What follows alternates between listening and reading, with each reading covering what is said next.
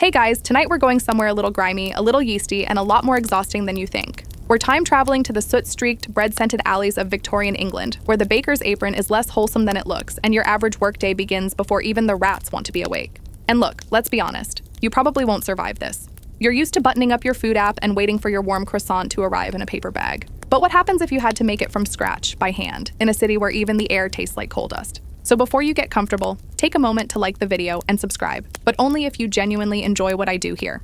And tell me in the comments, what city are you in and what time are you watching this? I want to picture you half asleep in your bed while I drag you through something much less cozy. Now dim the lights, maybe turn on a fan for that soft background hum, and let's ease into tonight's journey together. The day starts with darkness. Not gentle pre-dawn stillness, but real, ink-thick dark. The kind that feels like it presses on your eyelids. It's somewhere around 3 a.m., though no clock in your tiny attic room confirms that. You know the time only by the ache in your bones and the clanging from the bakehouse yard below. A distant shout, a thud of wood against stone, and the unmistakable echo of someone swearing at a coal pile. That's your alarm clock. You throw off your wool blanket, it's never quite enough in winter, and swing your legs over the edge of your narrow cot. The floor is icy. No time for socks. You grab the same shirt you wore yesterday, and the day before, probably all week. It smells like flour, sweat, and something faintly sourdough, maybe. You pull it on and make your way down the creaking stairs, each one colder than the last. The bakehouse isn't much warmer. It's a low-ceilinged stone building behind the shop front, its blackened windows rattling slightly in the morning wind. The ovens aren't lit yet, so the place is still sleeping. Barely. You can hear the soft scurry of mice across the rafters. You'll see them later, more than you want to.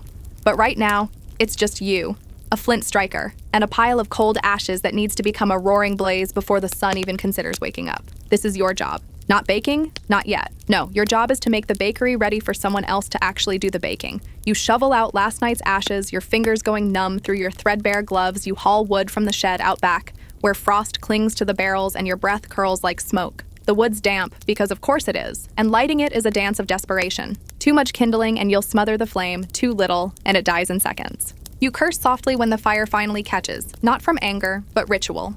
The others will be down soon. Mrs. Clatch with her missing teeth and unmatched shoes, old Bill who once baked for the Navy, and the two new boys whose names you still haven't learned but whose snores echo through the upstairs like collapsing scaffolds. It takes a good 40 minutes before the heat starts creeping into the air. Your face flushes, but your back stays cold. That's how it always is. You move quickly now, measuring out the flour for the day's batches. You're not allowed to touch the recipe books, but you've memorized most of it by now. The master baker never writes them down anyway. He just shouts weights over your shoulder while he pinches dough with fingers as thick as rolling pins. The flour bags are heavy, nearly half your weight, and uncooperative. You drag them from the back wall, muscles shaking, heart pounding. The floor is already dusted white, and your boots leave little crescent prints behind. You pour too fast once, and a soft white cloud explodes into the air. It clings to your lashes, your throat, your lungs. It smells clean, but it doesn't feel clean. It feels like breathing through wool. No one's invented the face mask yet, so you cough, wipe your mouth on your sleeve, and keep pouring. A historical fact for you. Most Victorian bakers rose between 2 and 3 in the morning and worked until late afternoon, sometimes longer if there were extra orders or holidays coming up. That's nearly 16 hours of labor, most of it manual, repetitive, and under dangerous conditions. The ovens ran hot, the flour floated constantly, and accidents were routine. And now for something delightfully fringe, some bakers, particularly the high-end ones serving posh clientele, believed that their mood affected their dough. A grumpy baker would yield dense bread, while a cheerful one would fluff the crumb. Whether or not that's true, you'll never know. But it does give a strange kind of pressure to smile while your spine feels like it's folding inward. Of course, there's still some debate among historians about just how voluntary this job was for young apprentices. Many were children sent off by their families for a small fee and a promise of food, what we might call indentured labor. Today, you might think, well, at least you're learning a trade. Sure. You're also losing your childhood to a life where yeast becomes more familiar than your own parents. By the time the others stumble in, the ovens are beginning to glow. You've made it through the first gauntlet of the day. You nod to Bill, hand Mrs. Clatch her apron, and catch the younger boy yawning into the dough bin. The master isn't here yet, thank God. That gives you a few precious minutes to stretch your arms, roll your aching shoulders, and consider, just for a second, how warm your bed still is upstairs. But only for a second, because the dough waits for no one. The ovens are alive now, more than alive, actually. They're growling, hissing, almost breathing. And you, like some half-awake priest of fire and flour, are tasked with appeasing them.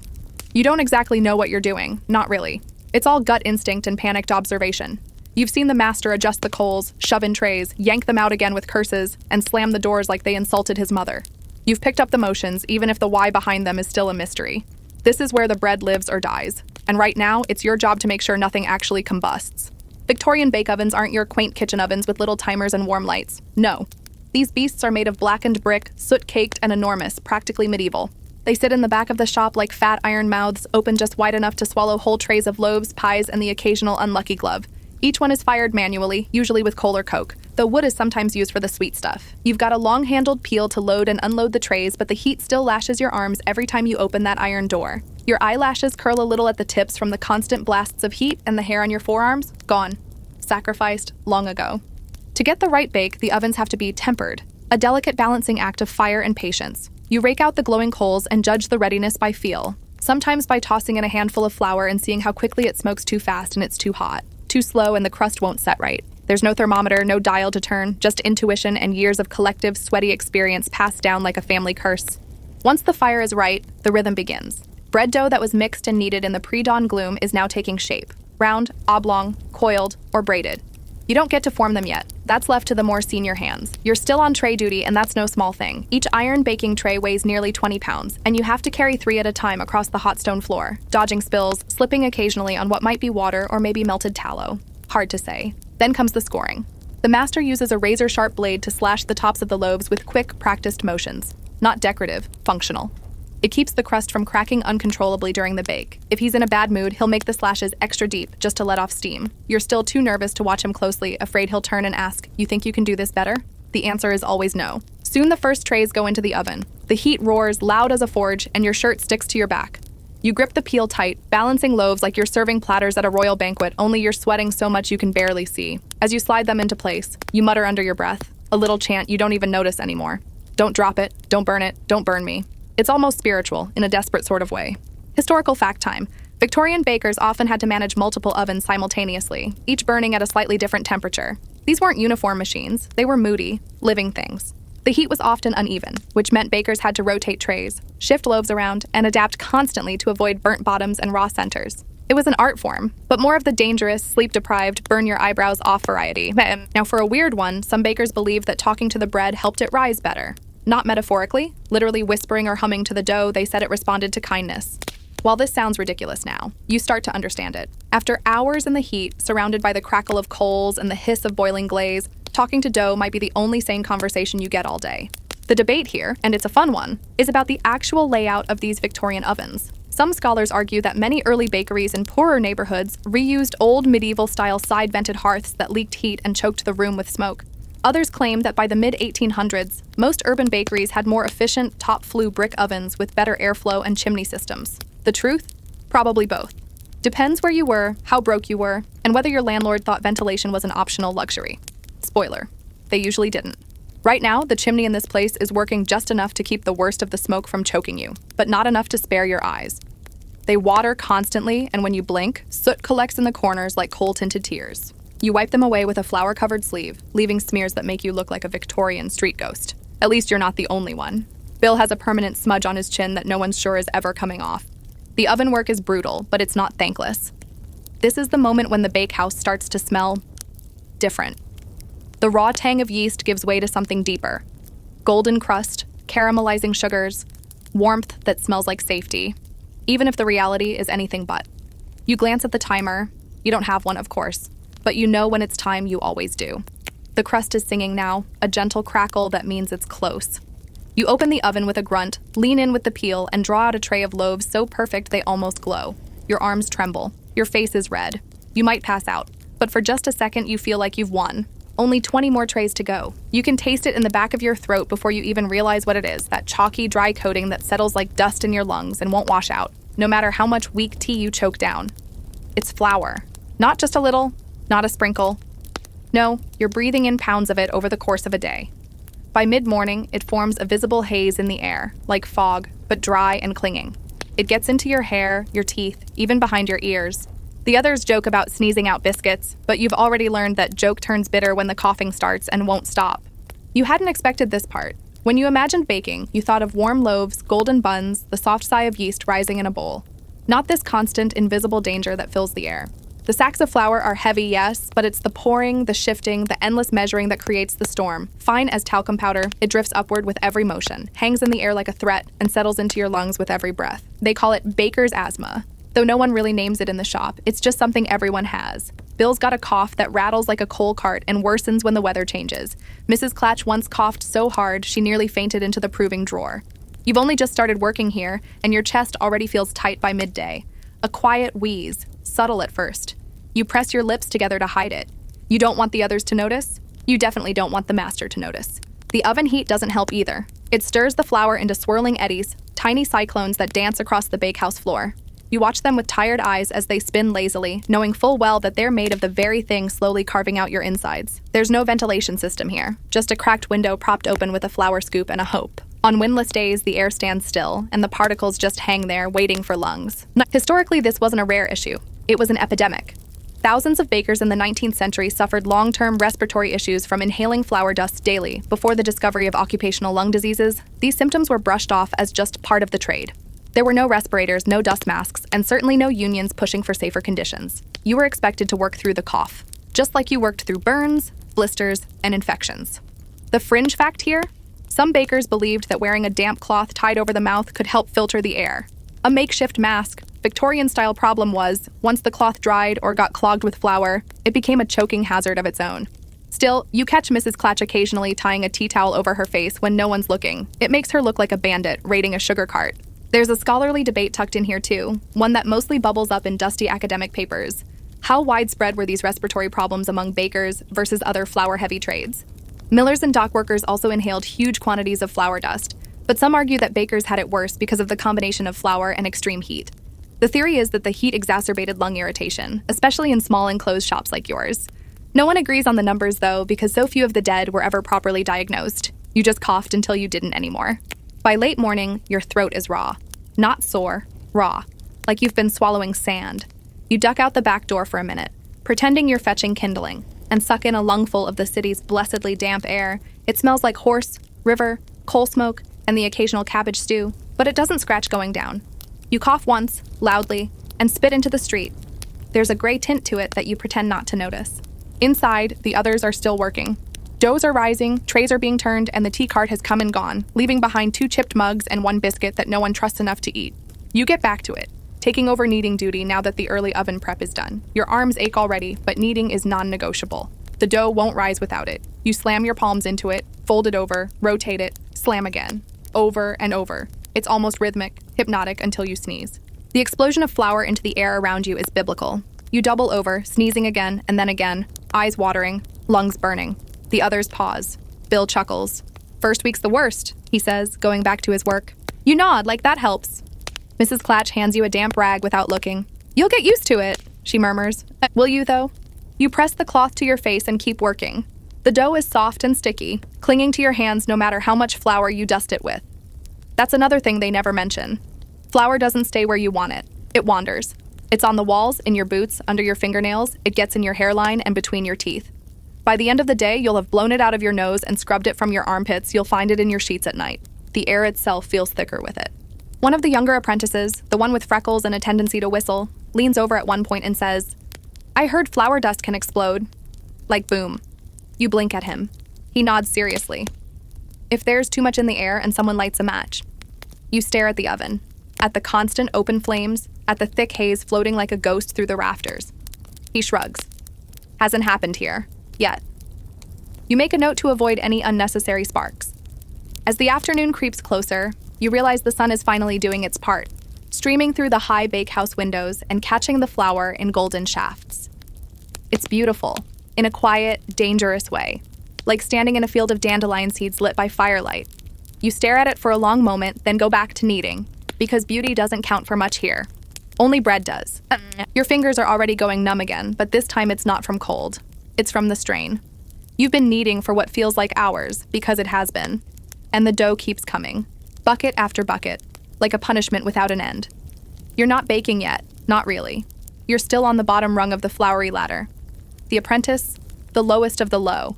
The one who hauls, scrapes, wipes, shovels, and gets blamed for everything, even things that happened before you were born. And it turns out, this job is less about baking bread and more about surviving everyone else's temper while keeping the floor clean. There's a hierarchy in the bakery, carved in sweat and soot. The master baker, of course, sits atop the crusty throne. He barely speaks to you unless it's to shout or throw something. Then come the journeyman bakers, the ones who finished their apprenticeships but aren't yet their own masters. They know the timing, the shaping, the secret to the perfect crust split, and they know you're not one of them. Then there are the senior apprentices who've learned just enough to make your life miserable. They send you to fetch things that don't exist, like left-handed spoons or the yeast hammer, and laugh when you actually look. You learn to take it, to nod, to smile thinly, to grit your teeth and get back to kneading. Because that's your job, to be the human mixer. You lift 50-pound sacks of flour and dump them into troughs, add water by the slop bucket, and mix with your arms until the dough becomes less soup and more substance. Then you turn it out onto the work table, which is already covered in sticky bits from the last batch, and knead until your shoulders burn. There's no mixer, no machine to ease the pain, just you and gravity. The table groans beneath the weight of the dough. Your hands ache, your wrists throb, but you keep going. Fold, push, turn, repeat. The rhythm becomes a lullaby, a cruel one, but steady. You catch yourself humming, some half-remembered tune your mother used to sing, and immediately stop. Humming gets you teased. Showing softness gets you teased. Sometimes existing gets you teased. Best to stay quiet. And speaking of quiet, have we mentioned the ash? It's not just flour in the air. The ovens, as glorious and terrible as they are, spit out soot like they're trying to choke you for fun. Coal ash floats invisibly through the air and lands on everything. The dough, your clothes, your skin. That gray tint under your nails, not flour, that black streak on your neck, not from brushing against the wall. The ash gets everywhere, and it sticks. You wipe your face on your sleeve and leave a new streak behind.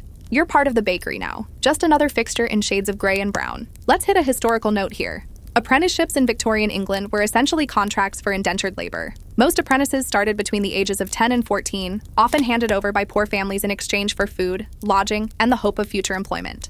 The agreement typically lasted 7 years. 7. Imagine doing this until you're old enough to vote, and then some you work, sleep, and live in the bakery. Your world shrinks to flour, heat, and shouting. And if you complain, you're reminded that the workhouse is always hiring. Here's a fringe fact for flavor. In some bakeries, apprentices weren't allowed to eat the good bread, not even a crust. You baked it, you carried it, you sold it, but your own meals came from the leftover dough scrapings and rejects. If a loaf was dropped, burnt, or too small, it became your dinner. Otherwise, you filled your belly with crusts, porridge, and sometimes soup if you were lucky. And God help you if the master caught you sneaking a taste from a fresh tray. That was grounds for dismissal, or worse, a public beating. Which brings us to an ongoing scholarly debate. Were apprenticeships actually beneficial, or just child labor under another name? Some argue they taught real skills and offered social mobility. Others point out that most apprentices never graduated to full bakers. They aged out, got sick, or left the trade entirely from burnout or injury. The statistics are murky, of course. Few people thought to record the fates of the flour-covered kids sleeping behind the ovens. You're not thinking about social mobility, though. You're thinking about your fingers, which are now twitching slightly every time you release the dough. You flex them, hoping they'll obey tomorrow. The journeyman across from you whistles through his teeth, tosses his perfectly shaped rolls onto a tray, and smirks. "Keep going, mule," he mutters. "Dough's not gonna knead itself." You don't answer. You just keep working. Eventually, mercifully, the kneading ends. The dough goes into its proving baskets, lined with cloth and stacked high, and you scrub the table with a stiff-bristled brush. The dried bits cling like cement. It takes more effort than seems fair, especially since it'll be covered in dough again in an hour.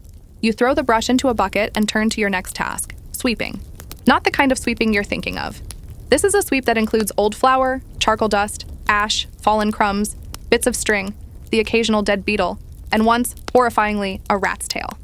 The broom is a battered thing, and it barely works. Still, you make your way across the bakehouse floor, listening to the scrape of straw against stone, your spine screaming with every twist. You can't slack here either. The master's eyes miss nothing.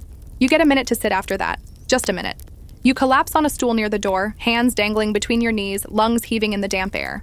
The others are still moving, wrapping loaves, prepping the handcart, arguing over who has to clean the proving cloths. But you don't care. For 60 blessed seconds, you're still. Then the master calls your name. Of course he does. You stand, legs aching, stomach growling, fingers sore. It's time to load up the next round of trays. The work never ends. You're not baking yet. Not really, you're just the apprentice. At this point, your apron is more symbolic than practical. It's soaked through at the waist, caked with streaks of dried dough, and smells faintly of yeast and despair. You've tied and retied it 3 times today, each time trying to avoid the crusted fold that digs into your side when you bend. Not that it matters, everyone in the bakery is filthy, from head to heel. The grime is uniform. If your clothes were clean, you'd look suspicious. You're back at the long table now, elbows deep in dough again, but this time you're shaping loaves under the watchful eye of Old Bill. He hovers like a vulture over your shoulder, breathing loudly through his nose, arms crossed and eyes narrowed. You flatten the dough, fold it, press it into a mold. Tighter. He grunts. You do it again. Not like that. Again. Are your fingers made of butter, boy? You don't answer. He doesn't want to reply, he wants results. It's a small victory, even being allowed to shape the dough. You've graduated from pure grunt work to the lowest tier of actual baking, which means you now get to ruin things people will one day pay for, no pressure. Your hands, already sore, must now be gentle. Precision matters. If the dough is too loose, it won't rise right, too tight, and it'll tear. You've watched the others work, their motions confident and easy. You try to mimic them, but every loaf you make seems a little sad, lumpy, as if the dough knows it was handled by someone uncertain. Across the table, Mrs. Clatch is shaping buns at twice your speed. She hums a tune so quietly you almost miss it, and her fingers move like they were born doing this. When she's done, each bun is the same size, same height, same tiny spiral at the top. You glance down at your own attempts, which look like they were made during a minor earthquake. She doesn't comment, just gives you a nod. You take that as high praise. It's not just hands-on skill, it's muscle memory, and your muscles are still learning. Every movement is a lesson. Every failure is a bruise to the ego.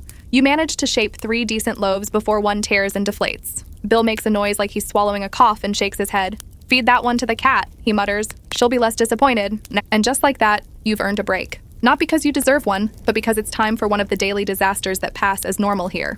A loud crash echoes from the back. A clatter, then a long string of curses that would make a sailor blush. You and Bill both look up. The journeyman baker George is swearing at a collapsed shelf. A pile of proving baskets has toppled, and with them, about a dozen loaves worth of soft, risen dough.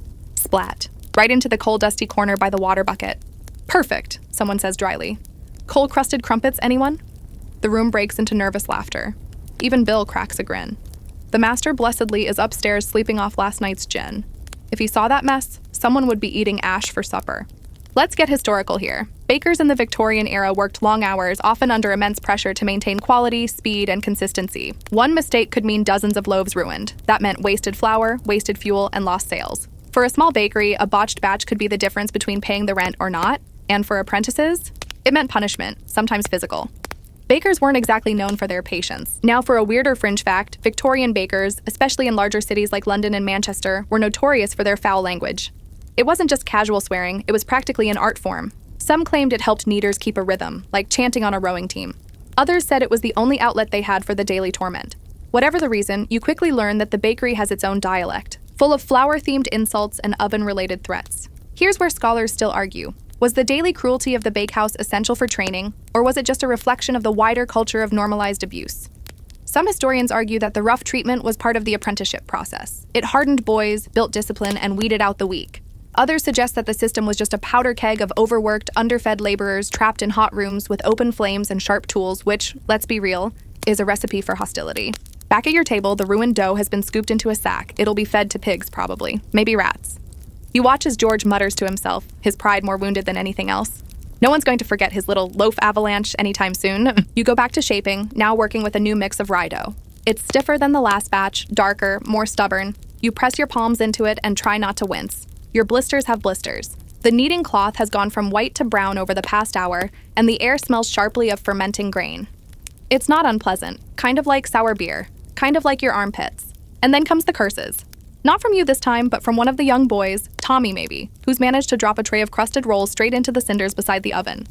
The hush that follows is immediate and painful. The tray is hot, the bread is lost, and the master is awake. You hear the heavy footsteps above, the creak of boards, the unmistakable rhythm of an angry man in slippers. Everyone freezes for a second. You keep shaping. You don't even look up. You've learned already. Motion is protection. Still hands invite questions. And in this place, questions are rarely good. The master stomps into the room, eyes bloodshot, hair wild, shirt half-buttoned. He surveys the damage, says nothing, and kicks the ruined tray back into the cinders. Then he turns on his heel and leaves. No punishment today. Lucky Tommy, you exhale slowly. That's how it goes here. The work is hard, yes, but it's the constant tension that wears you down. The weight of not knowing what small mistake might spark the next eruption. You keep your head down. You keep shaping. You keep breathing the flour and cursing the dough and hoping you're not next. You don't scream when you see it. That's important. You're learning to keep your reactions small. No shrieks, no stomps, no dramatic flourishes, just a slow exhale. maybe a muttered curse if no one's listening. So when you lift the sack of flour from the back corner and something scurries out from underneath it, long-tailed and alarmingly bold, you freeze, watch it vanish between the barrels, and let out a soft, of course. Rats. Of course it's rats. They live here. They've always lived here. You've just been lucky not to meet them up close. You've seen the signs, droppings behind the barrel stack, little nibbles taken out of the cloth sacks, the occasional half-eaten crust tucked behind a crate like some sinister offering. But now? Now you've locked eyes with one. And the look it gave you was not one of fear. No, this rat looked at you the way the master does when you overprove the dough. Annoyed, disappointed. You're in its home. In Victorian bakehouses, rats were part of the decor, uninvited guests that never left.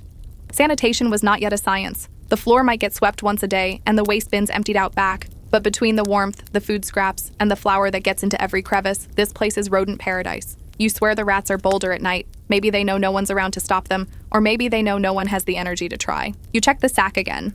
Half a loaf's worth of flour gone, gnawed through the corner. You haul it into the daylight and show Bill, who just grunts and waves a hand. Use the top half. They don't get that far up. Then he looks thoughtful. Usually. You blink at him. Or dump it. Or mix it into the staff loaves. What's it matter? Long as we're not selling it to the officers. So that's the mood today. Rationing dignity. You dump the flour more out of self-respect than health concerns, and make a mental note not to eat anything from the staff tray today. Again. There is one line of defense, though. One that actually cares about keeping the rats in check. She slinks into the bakehouse mid-morning, tail high, fur like old broom bristles, and one ear permanently crumpled like a dried leaf, the bakery cat. No one remembers her name. If she even has one, it's been lost to time and soot. Some call her Krusty, others just call her Oi, move. She weaves through the table legs like smoke, silent and authoritative. Her eyes, yellow and bored, scan the corners like she owns them, and in a way, she does. She's the queen of this flower kingdom, and the rats fear her, or at least respect her. You've seen her move before, fast and terrifying, all claws and teeth. She leaves trophies sometimes. You found one in your shoe last week. Bill laughed for a full minute. But she's more than just pest control. She's a symbol, a little touch of animal nobility in a place ruled by grime and exhaustion. The master tolerates her. The apprentices love her. Even George, who sneers at everyone, feeds her bits of crust when no one's watching. And today, she brushes past your ankle as if reminding you, you're not entirely alone down here. Here's your historical nugget. Victorian bakeries often kept cats not as pets, but as working animals. Their job was straightforward, kill rats. And they were surprisingly effective. Some bakehouses even posted signs boasting cat on duty to reassure customers that their bread wasn't being nibbled before it hit the shelf. Cats were valued enough that stealing one could get you a lashing. You think of that now as Krusty leaps onto the sack stack and curls up like royalty. She's the most respected soul in this building. Now for the oddball fringe fact. In some parts of England, it was considered good luck if a bakery cat gave birth inside the bakehouse. Folklore claimed it would bring rising profits and rising loaves. Some bakers even encouraged it, setting up little nesting corners for their cats to keep the good omens flowing. You're not sure you'd want a litter of kittens in this place. They'd probably crawl into the ovens for warmth, but the idea's sweet in a grimy kind of way. As for scholarly debates, well, there's a funny one about whether the presence of cats in food establishments really made things safer, or if they were just another layer of bacteria on an already filthy cake. Some researchers argue that the psychological comfort of the cat outweighed its practical use. After all, if people saw a sleek, alert animal stalking the corners, they assumed things were under control. Even if, realistically, the rats just came out at night and held dance competitions on the flour sacks. You move back to your station, careful not to step on Krusty's tail, and resume shaping loaves. But now you're watching the corners more carefully. You know the rats are still there. You can hear them sometimes, in the walls, behind the barrels. A rustle here, a squeak there. It's like the bakery has its own language, a constant whisper underneath the clang of trays and slap of dough. And it gets in your head. You imagine rats watching you from the shadows, judging your shaping technique, critiquing your folds. You imagine them wearing tiny aprons, running their own rival bakehouse in the cellar. You imagine them feeding Krusty bribes in exchange for safe passage. The sleep deprivation doesn't help. You blink hard, shake your head, and slap another loaf down onto the tray. There's no time for hallucinations. You've got a dozen more loaves to shape and the afternoon crowd to feed. The bakery is a living thing, hungry, wheezing, always needing more. More dough, more fuel, more hours from your already spent body. But at least there's Krusty. She stretches out on a sack of barley and watches you with vague interest, her tail twitching. The rats might win some nights, but she wins enough to keep things in check.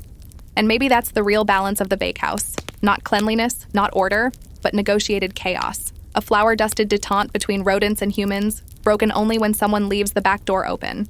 You go back to kneading, back to shaping, back to pretending you don't hear the scurrying behind the barrels. If Krusty's not alarmed, you decide, then neither are you. The moment you finish shaping the last of the loaves, someone yells your name. Not kindly, not casually, just the single sharp bark of a command, and you know exactly what it means before you even look up. Delivery time, you groan internally. Externally, you wipe your hands on your apron, smear more dough into the already filthy fabric, and head for the shop front where the hand cart waits. It's a battered wooden thing with one wobbly wheel, stacked with bread trays and wicker baskets lined with cloth. And it's your job now, yours and whichever apprentice was slowest getting out of shaping duty, to haul it through the streets and deliver bread to customers who never once think about where it came from. You spot your partner in suffering, Tommy, still sniffling from this morning's scolding, and the two of you lock eyes in that wordless way people do when they're about to suffer something mutual and pointless. Without speaking, you both grab the cart handles, hoist them up, and begin the lurching, groaning roll out into the world. The cobblestones outside are uneven and slick, thanks to an earlier drizzle that left everything glistening with that wet, coal-stained sheen London wears so well. The wheels bounce and rattle, and the cart feels like it's trying to shake itself to death. You grit your teeth and adjust your grip as the baskets bounce in rhythm, their cloth covers fluttering like flags. The bread smells incredible, fresh, rich, alive, but it's hard to enjoy it when you know you've got a 4-mile loop ahead and your right boot sole has just torn halfway off. Here's the thing about delivering bread in Victorian London. There are no shortcuts. There's no GPS, no bike lanes, no polite customers waiting patiently at their stoops. It's you, the cart, and a maze of alleys, markets, horses, puddles, and people who don't believe in moving aside. You yell, "Bread!" every few blocks like some sad town crier, trying to part crowds with your voice. No one moves. They never move. You begin the route with the houses on Clapham Row, wealthy ones. Their doors have brass knockers, and the deliveries are expected to be placed directly into kitchen servants' hands. No doorstep drop-offs allowed. The maids never look you in the eye, just take the bread with a nod and close the door. One of them, tall, in a cap that's too big for her, hands you a halfpenny tip. You pocket it so fast you nearly sprain your wrist. Tommy gives you a rare grin. Then it's off to the middle-class streets. Working men's families, shopkeepers, retired soldiers. These customers greet you with more familiarity. One old woman always insists on squeezing the loaves before accepting them, muttering things like, "Not crusty enough," even when the bread could double as a brick. Another man demands his delivery with a story about how he used to bake in the Navy, and that your bread is decent, but not proper ship's bread. You thank him, as always, and try not to roll your eyes. Historical side note, delivery boys and apprentices were often responsible for transporting freshly baked goods to wealthier clients across town. It was backbreaking work. Imagine pushing a loaded cart through narrow, muddy lanes while dodging horses, dung, street performers, fishmongers, and the occasional fight outside a pub. Boys were expected to know their routes by memory and to be polite, prompt, and invisible. Sound familiar? The weird fringe part? Some of these delivery routes were so well worn that boys gave them nicknames, like Dead Man's Turn for a corner near a hospital, or the Widow's Hill, which wasn't even a hill, just a road where two notoriously flirty widows lived and always tried to slip the boys sweets or buttons. You're not entirely sure if the stories are true or just apprentice legend, but Tommy swears he once got a kiss on the cheek and a boiled sweet from a woman with no teeth. He looked both proud and traumatized. As for scholarly debate, there's an ongoing conversation about whether delivery apprentices were exploited more heavily than in-bakehouse ones. On paper, the outdoor work seems easier. Less heat, fewer blisters. But in practice, you were exposed to the weather, theft, street harassment, and sometimes straight-up robbery. Loaves were stolen mid-route, boys pushed into mud puddles, carts tipped for sport. And if you came back empty-handed, no one believed you. Halfway through the route, the wheel gives out. Of course it does. The left one, the one that's been moaning like a ghost since last Tuesday, it catches on a stone, buckles to one side, and suddenly the whole cart lurches like a dying mule. You scramble to catch it, but it's too late. 3 loaves hit the street with a wet splat. One rolls directly into a puddle that smells strongly of horse. Tommy stares at it. You both do. "Well," he says, "that one's yours." You retrieve the least soggy loaf and wipe it off with your sleeve. It'll go into the apprentice's bin at the end of the day, alongside all the other tragic victims of gravity, mold, or rats. You adjust the wheel as best you can, meaning you kick it into place and swear at it, and carry on. The last stretch is uphill. Always uphill. Every delivery route somehow ends with an incline that feels like punishment. Your arms are trembling, your legs are noodles, and your stomach has been growling since mid-morning. You pass a butcher's shop, the smell of meat making you briefly dizzy. Someone's frying onions nearby. Cruel, very cruel. You make the final delivery to a pub that smells like beer and damp wood.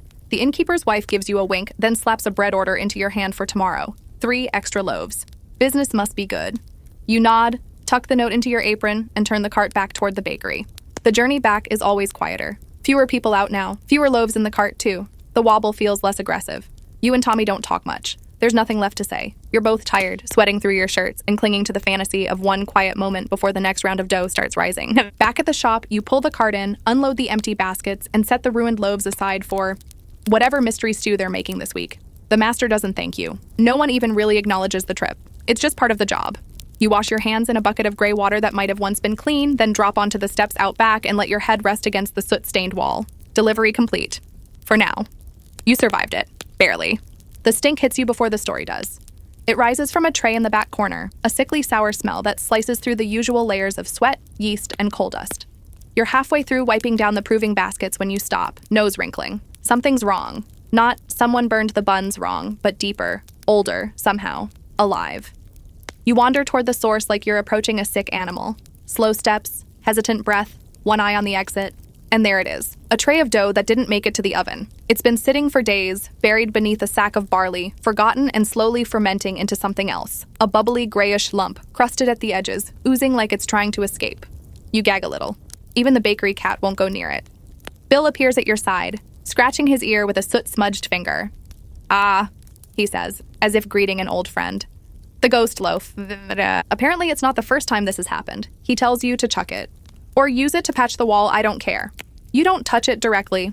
You poke it onto a board with a broken peel and carry it out the back like hazardous waste. You dump it in the refuse pile, which mostly consists of burnt crusts, ashes, and a few questionable things that might have once been food.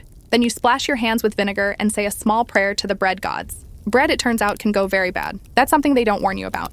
In the fantasy version of this life, bread is always wholesome, golden, wrapped in warm linen, passed across smiling counters. In the real version, bread can rot. It can swell, collapse, crack, mold, sweat, and stink. And when it does, it tells a story. One about poor timing, poor flour, or poor ventilation. Sometimes all three. And if you think the smell is bad, wait until someone actually eats the stuff. There's a customer who's just walked in. Red nose, shifty eyes, smells of old ale and salt pork. He slaps a coin on the counter and says he wants 3 loaves. The white kind. Soft. He taps a yellowing tooth with his thumb. Bad gums. The master appears and slides the requested bread into a sack. You recognize those loaves, made with flour from a delivery that came in smelling a little off. Not rancid exactly, but suspicious.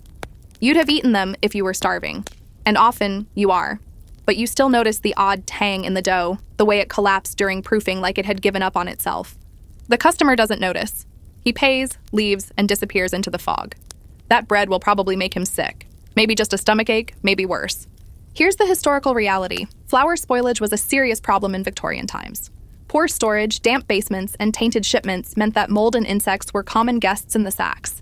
Add to that the lack of refrigeration and rampant cost-cutting, and you had a perfect storm for disaster. Some bakers, desperate to cover up spoiled flour, would mask the taste with milk or sugar. Or worse, alum, a whitening agent that made bread look fine but did terrible things to your insides.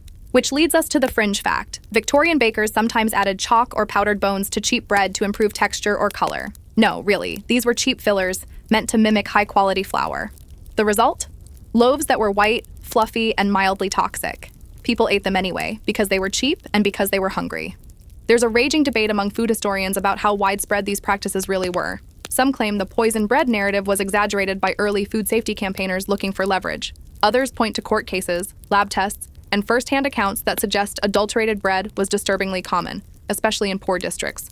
The truth probably lies somewhere in the middle, enough to be dangerous, but just normal enough to be accepted.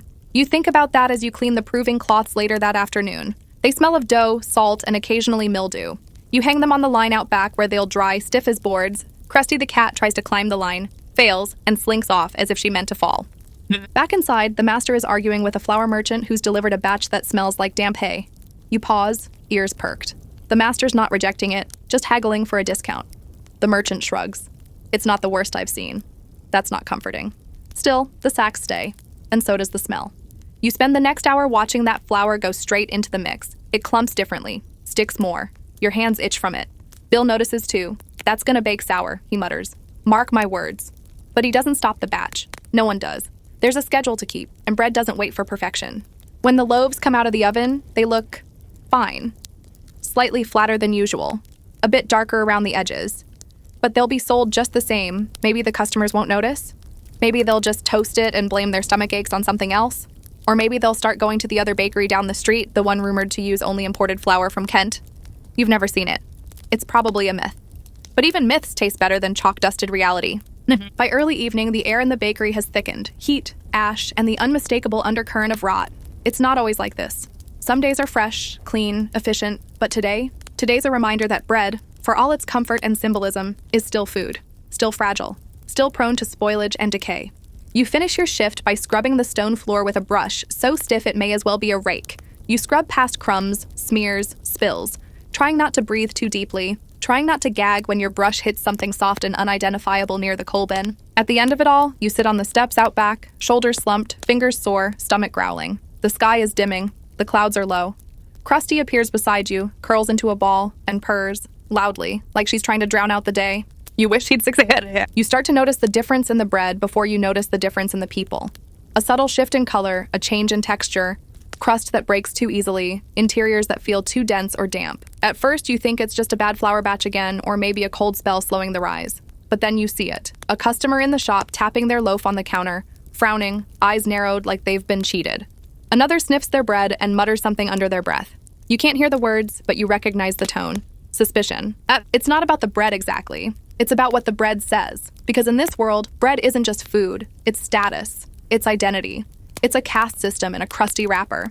You've spent weeks now shaping, kneading, proofing, baking, but the real education begins when you start watching the hands that receive the bread and the types of bread they're allowed to touch. White loaves go to the rich. That's rule number 1. Soft, pale, light as a feather bread made with fine sifted flour and just enough milk to make it taste like something your stomach can trust. Those loaves get wrapped in cloth, sometimes even ribboned. They sit on polished counters in homes that smell of lavender and sherry, not soot and soup.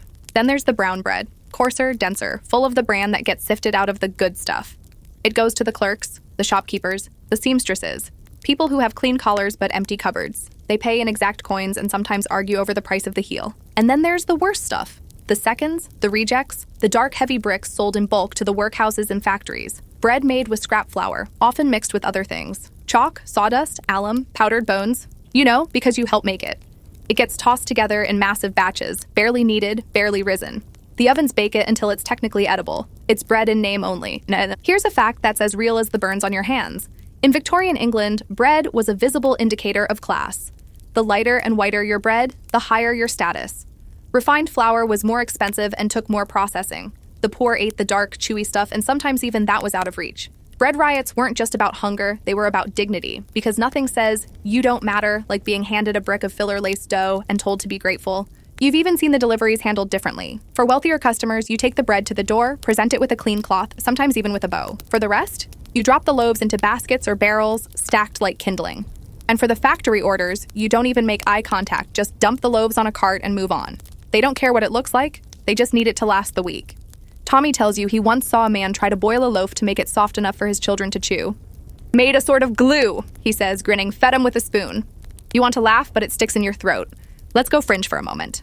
There were rumors, never confirmed, that some bakers took to mixing ground-up straw into their flour to stretch it during shortages. You can't prove it. But sometimes when you tear into a loaf from the bulk bin, you find threads. Not hair, not fiber, threads. And you wonder if maybe there's a bit of hay in your lungs now, too. And there's an open debate among food historians about whether the obsession with white bread was health-driven, class-driven, or a weird combination of both. Some say the Victorians genuinely believed white bread was purer, less likely to carry disease. Others point out that it simply became fashionable among the wealthy, and the poor followed suit out of aspiration. Either way, the result was a society where the color of your sandwich said more about your income than your clothes did. You test this theory yourself when a boy your age walks into the shop one afternoon, pockets bulging with copper coins. He wants 2 white loaves. You hesitate. He's dressed in patched trousers, no hat, boots worn through, but his eyes are steady. He counts out the coins carefully like he's memorized their weight. The master eyes him from the doorway but says nothing. You hand over the bread. Later, you find out the boy's mother is dying. The bread is for her favorite. She hasn't had white bread in months. He saved for a week to buy it.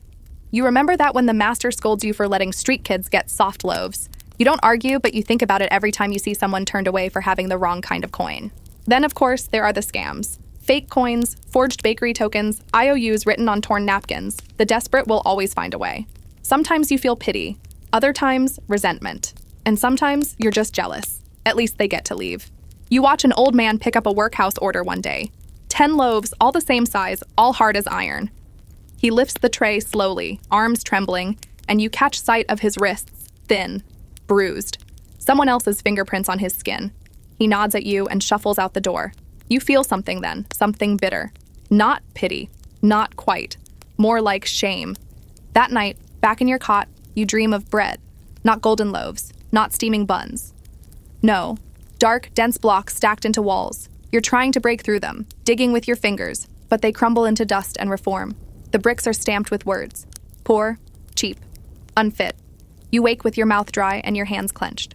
When you rise the next morning, the flour sack feels heavier. The air tastes thicker. You can't look at the dough without thinking about who will eat it and who won't. Because in the bakery, you don't just make bread, you make statements. And those statements are loudest in the silence between bites. It starts when the bell rings after dark. That's how you know the ghost shift has begun. Not an actual bell, of course. Just the creak and clang of the outer door being opened far too late. It's well past the usual closing time. And the shop should be shut. But here you are again, dragging your aching body toward the bakehouse. The walls dim with oil lamp glow, shadows stretching out like long fingers. The night shift is never planned. It's summoned. Maybe it's a sudden funeral order. Maybe some aristocrat needs a midnight delivery for their breakfast party. Or maybe the master lost track of the bulk orders again and now you're stuck fixing it. Whatever the reason, it's always you who gets called you, Tommy, sometimes Bill if his knees don't lock up. And the ghost shift is always quiet. Too quiet. You clock in with nothing more than a grunt and a nod. The other apprentices know better than to joke around at this hour. Everyone's eyes are red, movements slow, even the dough feels different. At night, the bakery gets cold. Not crisp, refreshing cold, but damp, creeping cold. The walls weep moisture, the floor slickens, and the air hangs heavy with the scent of overused yeast and extinguished flames. It's like the bakery exhales during the day and inhales at night, sucking all the warmth and life into itself. You gather ingredients in silence. The flour feels colder, heavier. The water from the barrel bites at your skin. There's no daylight to pace yourself by, no bustle from the street, no distant clatter of carriages, just the whisper of flames, the shuffle of feet, and the occasional hiss of the oven, which sounds too much like breathing when it's dark and you're too tired to separate real from not real. Tonight's order is rolls, dozens and dozens, all uniform, all due by dawn. For a charity breakfast, someone says, a church down by the docks feeding poor children.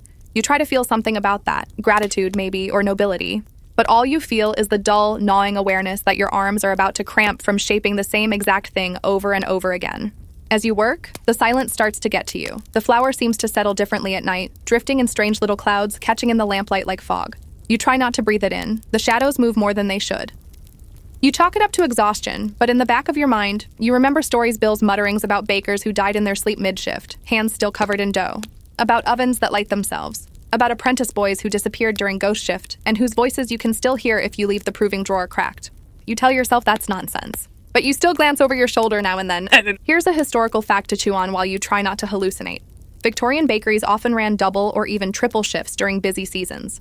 The idea of night baking was common, especially in dense urban centers like London, where demand for fresh morning bread meant someone had to be working all through the night. Sometimes, entire weeks passed without a full night's sleep for apprentices and journeymen. They survived on tea, crusts, and the occasional nap while the dough rose. And now, a fringe fact that's just close enough to be unsettling. Some bakehouses reported accidents that only happened at night. Not because of ghosts, probably, but because of hallucinations, sleep-deprived workers mistook glowing coals for resting dough, or confused burning smells with baking smells. There are actual accounts of apprentices falling asleep with their arms inside the oven and waking up too late to save their skin. The darkness, the heat, the repetition.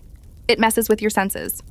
Of course, scholars argue about whether these so-called ghost shifts were really worse than day shifts. Some claim night work was preferable, cooler, quieter, with fewer customers and less shouting. Others insist the isolation was dangerous, both physically and mentally. The truth is, neither shift was a prize, just different flavors of punishment. Back in the present, you're shaping rolls with crusty fingers and trying not to fall asleep standing up. Tommy's nodding at the table beside you, hands moving automatically, eyelids drooping. The oven crackles louder than usual. The cat's nowhere to be seen. She doesn't like the night either. Then it happens. You hear it. A sharp, metallic clink, like a tray falling, but not from anywhere visible. You pause. So does Tommy. The sound came from the storage room, the one with the old flour sacks and warped shelves. You wait. Silence. Then another clink. Lower. Slower. Probably a rat, Tommy says. His voice is flat, unconvincing. You both know rats don't move like that. Still, you go check, because that's what you do here. You press your hand to the wood of the door before opening it. It's cool. Nothing strange. You swing it wide and let the lamplight spill in. Nothing. Just flour sacks, shelves, dust. The air smells like must and maybe mildew. You close the door again and return to the rolls, but your skin is crawling now. You glance at the ceiling beams, wondering if something's watching. You feel ridiculous, but you also start working faster. Hours stretch like old dough. You lose track of time. At some point, Tommy disappears. You think he went to the privy, or maybe he curled up behind the flour sacks for a nap you don't follow. You just keep shaping rolls, lining them up on trays like soldiers marching to war. You don't hear him return. You don't hear anything except the low moan of the wind through the cracked window and the occasional snap of the oven bricks cooling unevenly. You keep working. That's the rule. That's the only way to keep your grip on reality. By the time the first rays of sunlight edge through the smoke-grimed windows, you've shaped over 100 rolls. Your arms are numb, your eyes red, and you can't feel your knees. The ghost shift ends not with a clock, but with light. Tommy reappears, yawning like he just woke from a nap in heaven. He carries 2 mugs of thin tea and a roll that's technically for the orphans, but now belongs to you. You take it, bite into it, and chew slowly. It's warm, it's soft. It might be the best thing you've ever tasted. And just like that, the bakehouse begins to wake up. The others arrive. The noise returns. The ghosts retreat. And you go to wash your hands and prepare for the real day to begin. Because here, there's always another shift. You're not sure when your hands stopped bleeding, but they have. Now they just crack. The skin splits in thin, clean lines, mostly along the knuckles and the webbing between your fingers. When you flex your hands in the morning, there's a dry sting. Not pain exactly, but a tightness that says you've crossed from apprentice into baker-shaped object. At first, you tried wrapping them with rags, but the cloth just got soaked with dough water and coal dust, then froze stiff in the cold. So now you go without. Cracked hands are part of the uniform. It's winter now. Proper winter. You wake to ice on the inside of the bakery windows and your breath puffing out in clouds, even indoors. The bakehouse is quiet when you arrive and colder than outside. You think about standing next to the oven, but it hasn't been fired yet, and the stone floor is biting through your boots like it has a personal grudge. You begin with coal. Always coal. The sacks are stacked near the back wall, frozen stiff, heavy as guilt. You haul one over your shoulder, stumbling slightly, and spill a few lumps onto the floor. You'll have to sweep them later, but for now, the priority is heat. You crack your knuckles, each one letting out a tiny echo in the silent bakehouse, then kneel to build the morning fire. It takes longer than usual. The wood is damp. The coal's reluctant. The flint barely sparks. Your hands shake from the cold, and you mutter curses under your breath, teeth chattering like castanets. Eventually, mercifully, the flames catch. They're small at first, orange-blue and twitching like they're unsure of themselves, but you coax them into life with shredded paper and patience. Slowly, heat begins to return to the bones of the building. You crouch there for a while, just letting your face thaw. The fire warms your skin, but not your feet. They've gone past cold now, just a numb ache that rises through your legs like rot. You know the others are coming soon, the footsteps, the noise, the orders. For now, it's just you and the fire. Here's a fact worth knowing. Victorian bakehouses were cold as graves before the ovens were lit, especially in winter. The buildings were designed to trap heat once things were running, but in the early hours, before the ovens reached full temperature, they were bitterly inhospitable. Many apprentices and bakers started their day half frozen, and some even slept next to the ovens in winter, just to avoid waking up with frostbitten toes. The fringe fact? In extremely cold bakehouses, it wasn't uncommon for the proofing process to happen under makeshift blankets, large wooden boxes, or even piles of flour sacks placed over the dough to trap warmth. You've actually done that once, when the proofing cloths were damp and the kitchen was barely above freezing.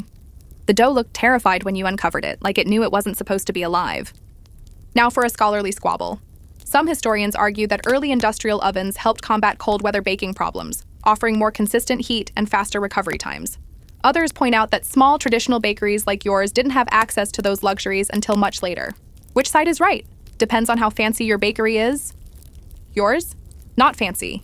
You've still got an oven door that requires a boot to stay shut. By mid-morning, the ovens are roaring and the bakehouse is sweltering. You peel off your second shirt, already drenched in sweat, and hang it near the door to dry.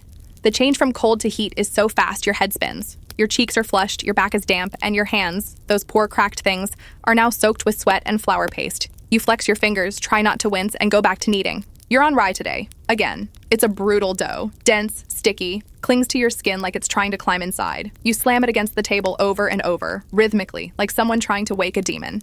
The room smells like malt and smoke. Tommy's across from you, his sleeves rolled up, knuckles bandaged. He gives you a look that says, if we stop moving, we die. You nod. Keep going. The worst part of winter isn't the cold. It's the damp. The walls sweat, the flour clumps. The proving baskets take twice as long to do their job, and sometimes the dough just refuses to rise, no matter how close you place it to the fire. You try not to take it personally, but you still end up whispering to the loaves like they're sick children. Come on, just lift a little. Just a little. The bakery cat refuses to come inside today. Too wet, even for her. She sits on the windowsill like a gargoyle, tail curled around her feet, watching the rain slide down the glass. You envy her. You wish you could sit outside, breathe cold air, not be covered in flour paste and blistering heat. But instead, you're here, pushing dough across a table that's already warped with moisture and time. Later, a pipe bursts. Not dramatically, just a slow leak from above. cold water dripping steadily onto the corner where the old bread bins sit. You point it out to the master. He shrugs. "Don't use that corner," he says. And just like that, it's settled. You move the bins, let the water fall. Your hands are useless by lunchtime, cracked, sore, itching with yeast. You soak them in a bowl of vinegar water to keep the infections at bay. It stings like hell, but you've learned to hold your breath and count to 20. Then you dry them, dust them with flour, and get back to work. And all the while, the weather presses against the bakery like a living thing. Rain hammers the roof. Wind howls down the chimney. The oven groans. You feel like the entire building is breathing with you, sweating with you, suffering with you. And you wonder, not for the first time, if it's possible for a place to resent the people who live in it. By evening, the cold has returned. The ovens are cooling. The wetness creeps back in. You wrap yourself in your still damp shirt and sit near the embers, staring into the fading red glow. Tommy joins you. Neither of you speaks. Outside, someone is whistling, a song you almost recognize. The wind drowns it before you can name it. The bakery door rattles once, then settles. You close your eyes. Just for a moment. Just until the cold stops reaching for your fingers again. You hear her before you see her. A low growl, not aggressive, just annoyed, like she's warning the flour sacks to keep their distance. Then a soft thump as she drops from the window ledge to the floor, followed by the click of claws on worn stone. The bakery cat is back.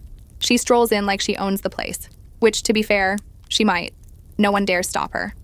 She winds through the workbenches with the lazy confidence of someone who knows her job is secure. Half the apprentices fear the master, the other half fear her, and if you're smart, you fear both. Her fur is matted in places and thin in others, marked by scratches that tell stories you'll never know. One eye looks a little cloudy in the morning light, and her tail has a permanent kink near the tip, like she once slammed it in an oven door and just kept going. No one's really sure how old she is. Some claim she's been here longer than the current master. Bill says she was born behind the flour bins the day Queen Victoria was crowned. You don't believe him, but honestly, you can't prove him wrong either. Today she's on patrol. You watch as she sniffs around the coal bins, ears twitching. The rats have been bold lately. One even scurried across the proving table yesterday in full view of 3 apprentices and a journeyman Krusty, because that's what everyone calls her now, like she's some half-mythical kitchen spirit. Did not approve. She caught the thing an hour later and left the hindquarters near the oven as a warning. She pauses by your station, flicks her tail, and jumps onto the windowsill. There's a loaf cooling there. Standard brown, not fancy, not staff fare, just forgotten. She sniffs it, licks it once, then turns her back to it and curls up. Approval granted. A quick historical sidebar. Most Victorian bakeries had cats, and they weren't pets, they were workers. Pest control in an era with no modern traps or poison. A single good mouser could save a bakery from losing half its inventory to gnawing teeth and disease. Some cats were even written into bakery budgets. Rat catchers, by official title. But you know Krusty wouldn't care about any of that. She'd just claw the ledger for fun.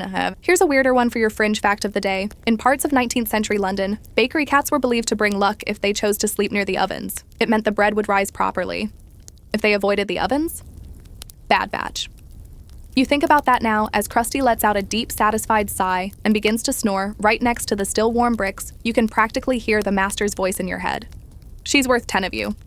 You're not even insulted. She probably is. Still, not everyone loves her. One of the new apprentices, Simon, or Soft Hands, as he's already been nicknamed, tried to shoo her off a tray of buns last week. She hissed and swiped at him, nicking his cheek. Now he walks a 3-foot arc around her every time. The bakery has its hierarchy, and she sits somewhere just beneath the master and just above all human apprentices. You've come to rely on her, though, especially during the quiet hours, when the bakehouse feels like a tomb and you're convinced the shadows have learned to breathe, when the walls creak and the ovens whisper, and the flour sifts itself across the tables like snow. Then, her soft footfalls are like little anchors, reminders that something alive is here, watching, breathing, not asking for anything but maybe a scrap of crust and a warm place to curl up. Today, that place is next to you. You're kneading cinnamon dough, a rare treat, ordered for a winter celebration by some merchant's wife who thinks spice is fashionable. The air is heavy with the warm, sugary scent you're humming quietly. Krusty opens one eye, listens, then closes it again. You take that as a compliment. Bill passes by and grins. She only sleeps by bakers who don't ruin the dough. You puff up a little, though your forearms are trembling and your back feels like it's about to file a complaint with your spine. Of course, not everyone is so welcoming. George, the senior journeyman with the permanent sneer, calls her the parasite, and once threatened to toss her out if she scratched his dough tray again. The master overheard and, in a rare moment of poetry, said, "I'd toss you before I toss a working cat." The silence after that hung in the air longer than the steam from the ovens. It's not that Krusty is friendly. She's not. She doesn't purr for just anyone. She bites. She steals bits of sausage. She once dragged an entire roll off the rack and into a coal bin. But she's part of the rhythm. When she's absent, the bakery feels off, lopsided. as if something crucial is missing from the equation. There's a scholarly debate, yes really, about the emotional roles animals played in industrial workspaces during the Victorian era. Some say cats like Krusty were functional tools. Others argue they were surrogate companions in places where human warmth was rare and fleeting. You lean toward the latter. You've seen apprentices whisper to her when no one else is around. You've seen her curl up on a cot beside a fevered baker and stay there through the night. There's more to her than claws and instinct. She shifts in her sleep now, twitching once, then curling tighter. Outside, snow is starting to fall. Soft, slow flakes landing on the bakery's soot-black roof. Inside, the heat from the oven is gentle. The dough is rising. And for just a moment, the air feels still. You tear a piece from one of the test buns, still warm, still soft, and place it near her paws. She doesn't move, but you notice it's gone the next time you glance over. You keep kneading, and she keeps sleeping. You're summoned before you've even had a chance to finish lacing your boots. A holler from the bottom of the stairs, echoing up into your little attic nook like someone shouting through a tunnel. "Special order!" they yell. "Sweets this time!" You sit there, half-dressed, sock hanging off one foot, and seriously consider pretending you didn't hear just for a second. But then comes the master's voice. Not yelling, just that sharp bark that slices through your spine like a serrated knife. Move. Now. So you do. Because you always do. No, sweet orders are both a blessing and a curse. They mean variety, sure, and a break from the endless slog of brown bread and flat rye bricks. But they also mean sugar burns, boiled fillings, icing disasters, and fiddly little decorations that require the kind of delicacy your frostbitten fingers simply do not possess. Still, it's not optional. Nothing in this place is optional. Today's request comes from one of the merchant families that live 2 streets over. Wealthy enough to order sugar buns and almond plats on a Thursday afternoon for no reason other than boredom. The note reads, in careful ink, "A dozen sugared buns, iced and filled. Lightly browned, no scorched edges." No pressure, then. You report to the work table where Bill's already elbow-deep in marzipan. He gives you a grin that's somewhere between tired and gleeful. "You're on sugar duty," he says, tossing you a block of rock-hard muscovado that hits the table with a threatening thunk. "Don't burn the pan this time." Sugarwork, you've learned, is a delicate beast. Not forgiving like bread, not cooperative like dough. It's vengeful. It waits for you to drop your guard, and then it bubbles up like molten glass and slaps your wrist with a sting that lingers for days. You've still got a pink puckered patch on your thumb from the last time someone bumped your elbow mid-stir and a splash of syrup caught you near the knuckle. Looked like a bruise at first. Now it just looks like guilt. You measure with trembling care, sugar, water, a bit of honey to soften it, and a whisper of lemon if the master's in a good mood. He isn't today, so you skip it. The pan heats over the coals, and you stand guard like it's a sleeping lion. Do not stir too fast. Do not let it crystallize. Do not walk away, not even to scratch your nose. You breathe the scent of it, rich and golden, caramelizing at the edges, filling the bakery with a warmth that has nothing to do with temperature. For a moment, everything feels soft, hopeful even, the kind of smell that makes people nostalgic for a childhood they didn't have. You remember nothing this sweet from your own, but it still tugs at something inside you, some forgotten corner that still wants to believe food can be joyful. Here's your historical bite of truth. Sugared buns were a rare treat for most Victorians. Sugar was still expensive, and anything iced or filled was usually reserved for holidays, feasts, or the tables of the well-off sweet orders like this weren't everyday occurrences. They were showcases, status symbols. Your job is to make something delicate, beautiful, and just showy enough that the buyer can brag about it at dinner. Now for a sweet fringe fact. In some Victorian neighborhoods, sugar buns were rumored to predict the weather. If your buns split in the oven, rain was coming. If they browned evenly, sunshine. If they burned, bad luck for the whole household. You tell that to Tommy as you pull your batch from the oven. One has cracked slightly at the side. He gasps like a street urchin in a melodrama. "It's the end times." You tell him he's welcome to eat the bad luck. He eats it in 2 bites. Of course, there's always debate about how accurate Victorian recipes even were. Most were vague at best. Add sugar until sweet. Bake until done. There were no thermometers, no digital timers, just intuition and experience. Some bakers swore by the smell, others by the sound of the crust. And then there were the superstitions. Don't bake with cold hands, don't whistle near rising dough, always stir sugar clockwise. You don't believe any of it, except maybe the hand thing. Your cold hands ruin everything. You're shaping almond paste now, trying to roll it into little spirals for the tops of the buns. The master wants them to look presentable, which translates roughly to, "If I squint, I won't hate it."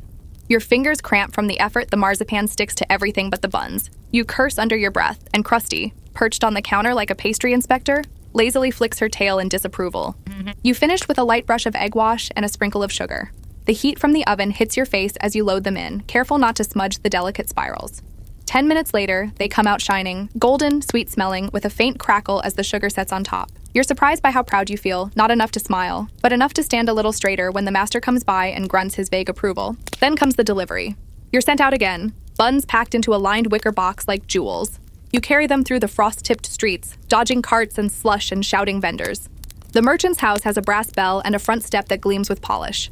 A maid answers, takes the box, and doesn't tip. Of course, you walk back slower. The cold bites harder when you've been near warmth and sweetness. Everything stings more. You slip once, catch yourself on a lamppost, and mutter curses into the air. No one hears. Back in the bakehouse, the scent of caramel lingers. The trays are cooling. The rest of the staff is knee-deep in the next round of rye and crusts and burned bottoms. The sweet hour is over, but you carry it with you. The heat of the pan, the crackle of sugar, the way the buns looked, stacked like treasure, even if just for a moment. Tomorrow it's back to brown bread and cold mornings and rats. But today? Today, you made something beautiful. If there's one thing the bakehouse is never short on, besides flour in your lungs and blisters in your soul, it's noise.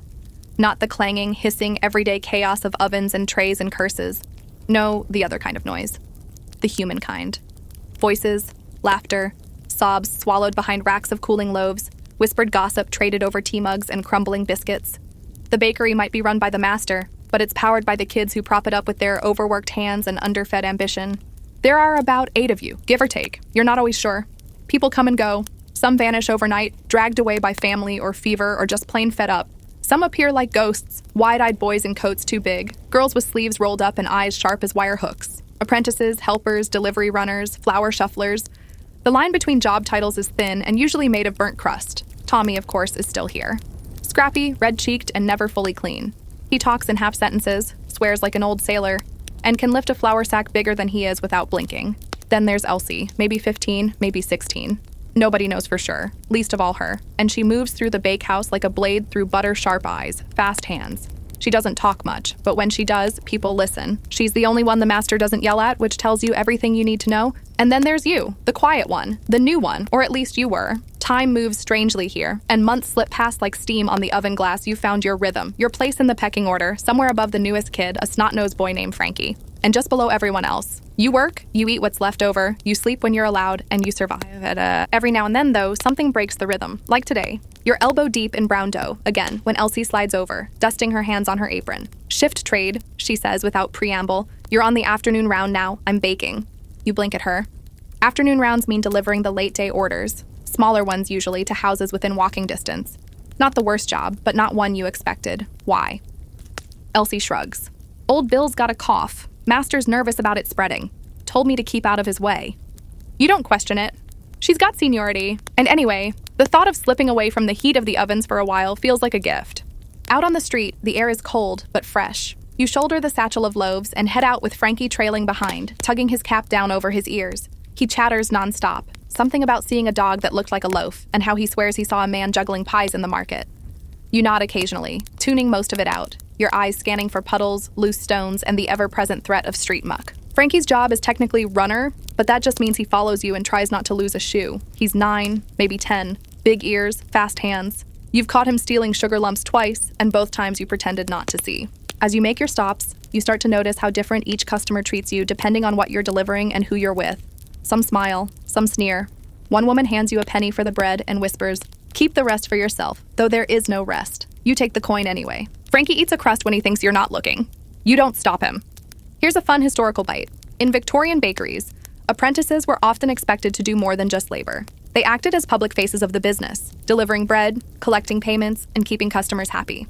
Younger ones like Frankie weren't paid. Their payment was food and shelter, assuming the master remembered. Many bakery kids made extra coin running side hustles, delivering messages, selling off misshapen loaves, or in Frankie's case, winning bets by arm wrestling butchers' sons behind the market stalls. The fringe fact of the day: some older apprentices and journeymen took these kids under their wing and taught them the fine art of over-delivery. Meaning, if a customer ordered 3 loaves and had 2 dogs, you gave them 4, and waited for a scrap of meat or a coin in return. The bakery never knew.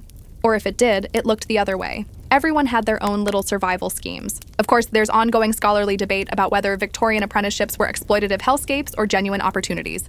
Some historians argue that kids like you were lucky, better off here than in the workhouses or begging on the streets. Others say the so-called training was just legalized servitude, complete with grueling hours, dangerous conditions, and no real path to independence. Judging from the burn on your arm and the ache in your spine, you're inclined toward the latter. You finish the last drop-off, a small order for a tailor's wife who always gives Frankie an apple, and head back through the twisting alleys behind the bakery. That's where you see them. 2 other apprentices. Not yours. From the bakery 3 blocks over. You've seen them before. Lean, quick, always smirking like they know something you don't. They spot your satchel, your uniform, and your tired face. One of them steps forward. "What have you got today?" Frankie tenses beside you.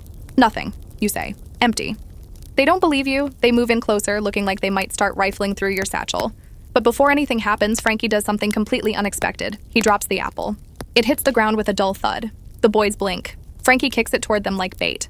While they argue over who gets it, you and Frankie slip around the corner and break into a full run. You don't stop until you reach the back door of the bakery. Inside, the heat hits you like a wall. The oven's roaring. Dough rises on every surface. Elsie waves from across the room, sleeves rolled to her elbows, covered in flour like she was born in it. You hand off the satchel and breathe in the scent of sugar and yeast like it's a prayer. Later that night, sitting on the flour sacks in the back, Frankie grins at you and says, "That apple was rubbish anyway." You laugh. You're not supposed to, but you do, because in this crusty little corner of the world, laughter is rare. Real laughter, even rarer. But here, surrounded by soot and rising dough and a stray cat who refuses to be touched, you found a sliver of something that feels like camaraderie. Not friendship exactly, but something close. There's a bell above the front door, an old cracked thing that wheezes rather than rings, but it still works well enough to make you flinch. Every time it stutters into life, the whole bakery seems to brace itself, like the building has learned, just as you have, that customers don't always walk in with smiles. Some walk in with muddy boots and empty stomachs. Others come in loud, all clanging coins and demands, but the worst ones come in silent, eyes cold, hands gloved, looking down their noses at the counter like it's diseased. Victorian customer service, you're quickly learning, is less about charm and more about endurance. You're on front of shop duty today, a rare break from hauling trays and scalding your forearms. Of course, break is a loose term. It mostly involves standing behind the wooden counter, your hands dusted with flour, your apron already stiff with yesterday's dough water, and dealing with people who think saying please might break their teeth. The first customer is harmless enough, a widow with a wool shawl and 2 halfpennies to her name. She asks for brown bread, crusty if possible. You hand her a loaf and on instinct pick the nicest one left in the basket. She notices. Her eyes soften just a little. "Thank you, dear," she says. That alone feels like a gift. Then comes the next. A banker's wife, heavy coat, no eye contact. She waves a gloved hand toward the glass display and says, "I'll take 2 of the seed rolls." Not those, the ones on the left.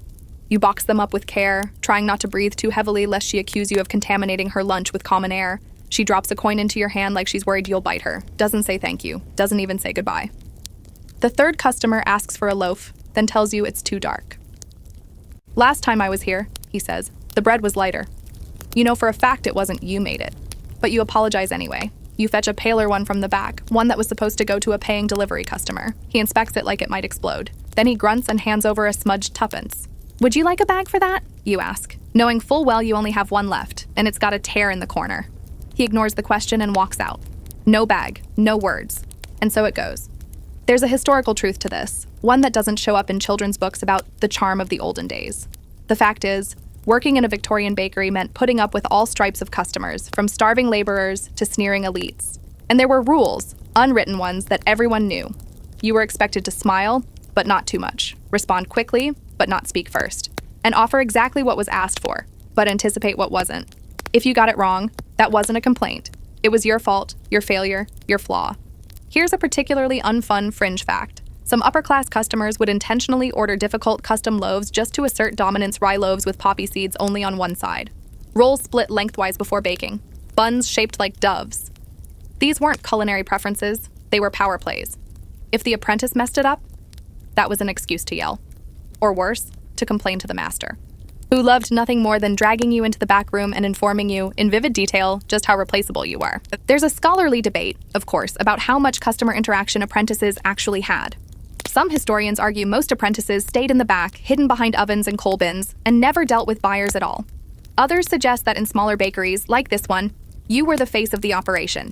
Cheap labor, yes, but also a body in the shop to make the place feel busy.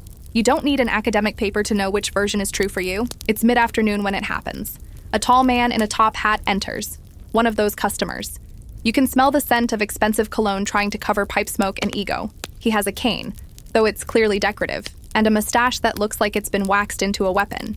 He surveys the display, eyes half-lidded, and says, "I trust you've made today's loaves with the imported flour?" You blink. You didn't know imported flour was even in today. "Yes, sir." You lie. He nods like he expected nothing less. "And the salt? None of that briny rubbish from the docks?" No, sir. He finally settles on a white loaf and slides a coin across the counter. You reach for the bread, but he stops you. I'll wrap it myself, he says, as though your filthy apprentice hands might infect his food with some working-class disease. You step back. He wraps the loaf in a silk handkerchief and tucks it under his arm like he's cradling a swaddled child. Before he leaves, he glances around the shop and says, to no one in particular, hard to find good help these days. Then he's gone. You stare at the door long after it's closed, and you're still staring when the old man from 2 streets over enters, the one with no teeth and a limp that seems to migrate from leg to leg.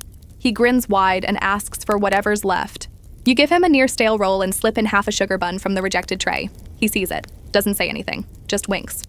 The next few hours are a blur of bread and boots and bad attitudes. You ring up sales, you smile when it's required, you bite your tongue until it aches. Then, just before closing, Elsie shows up with a rag in one hand and a cheek smudged with ash. She glances at the register, then at you. Anyone spit on you today? She asks, half joking. Not yet, you say. Then it's a good shift.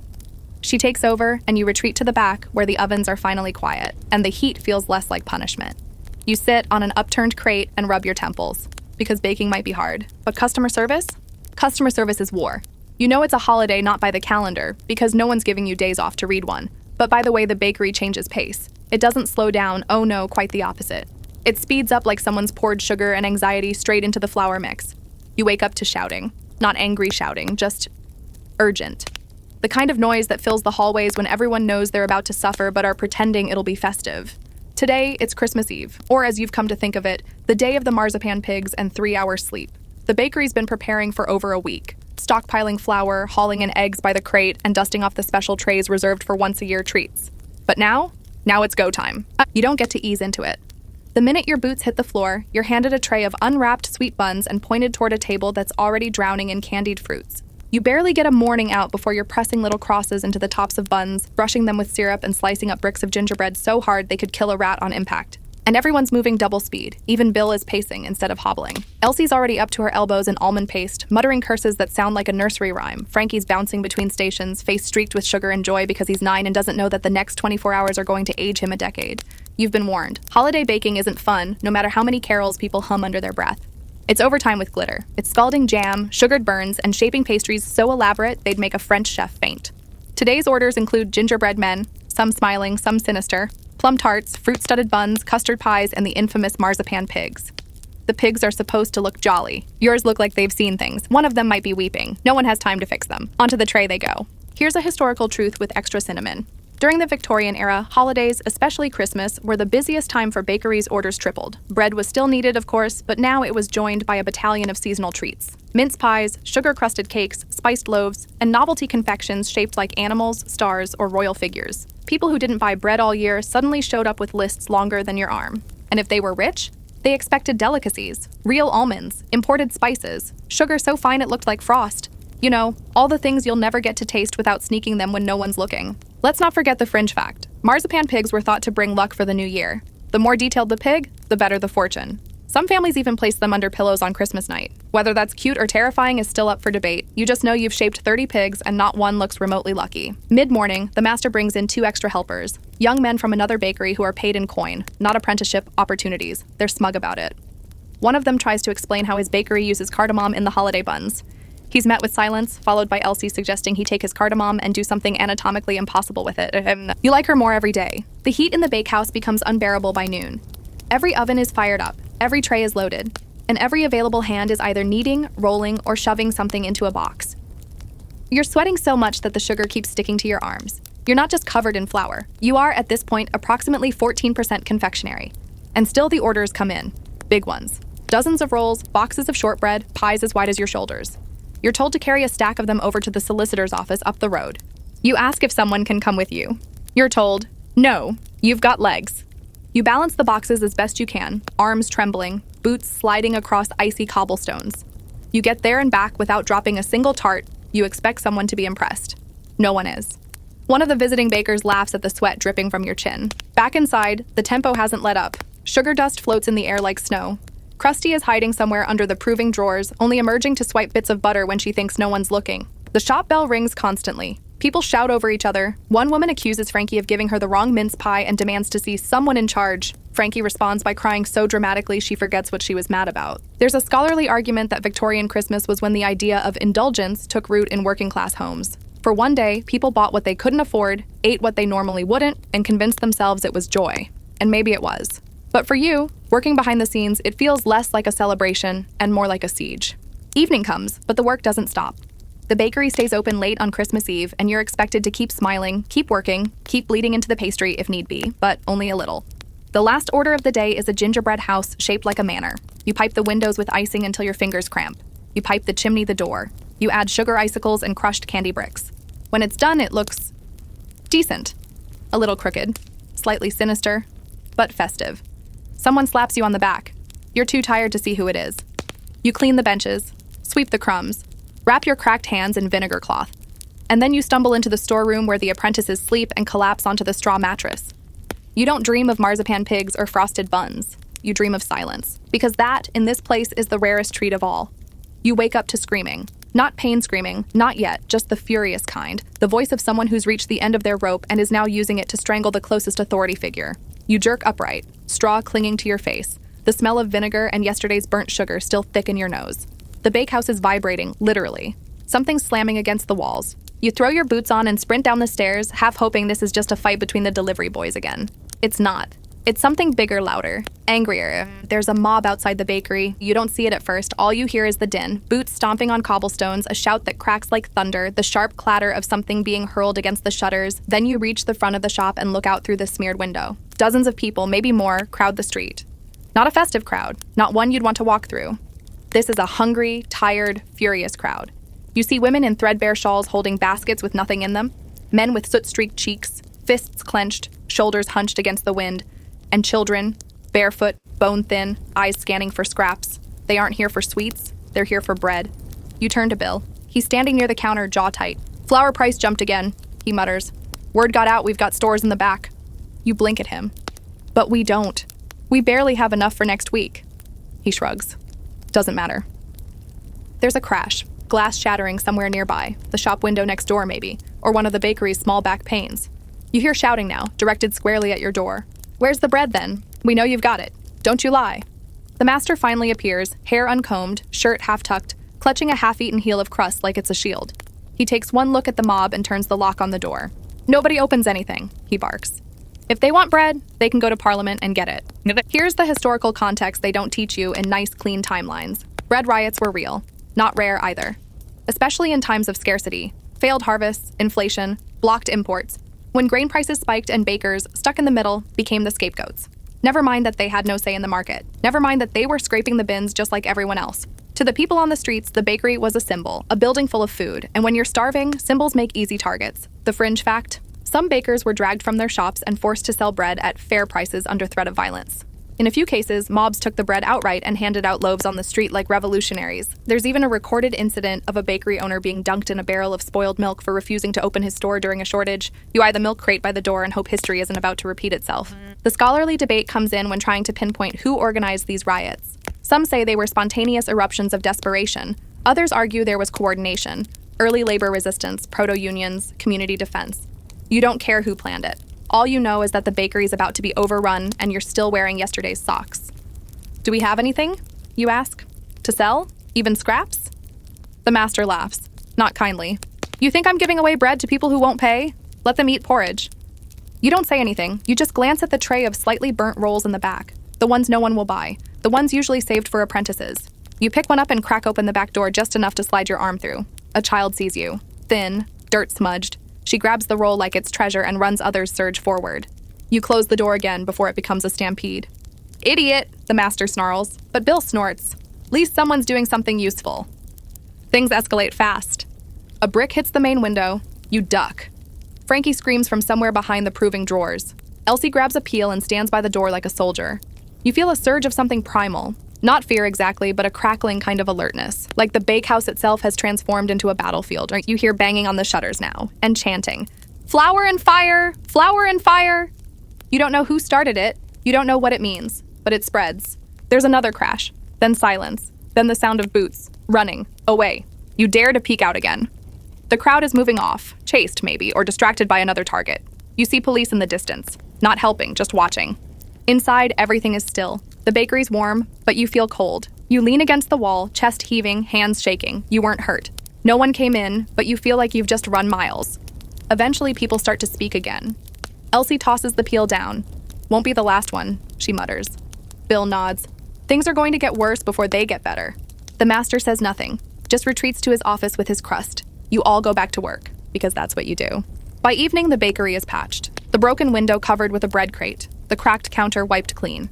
You carry out the rubbish and see scraps of cloth left behind in the alley. Signs of the crowd that passed through like a storm. Krusty appears and rubs against your leg. You stroke her absent-mindedly. Her fur's bristled. She doesn't like unrest. She prefers predictability. So do you. You go to bed that night with the chant still echoing in your ears. Flour and fire. You dream of loaves turning to ash in your hands. You don't ask questions when the master hands you the key and tells you to go to Butcher's Row. He just shoves it into your palm and grunts. Go quietly. Keep the sack closed. No talking. That's all the context you get. Not that it matters. You've learned that too many questions in this place are answered with threats, not words.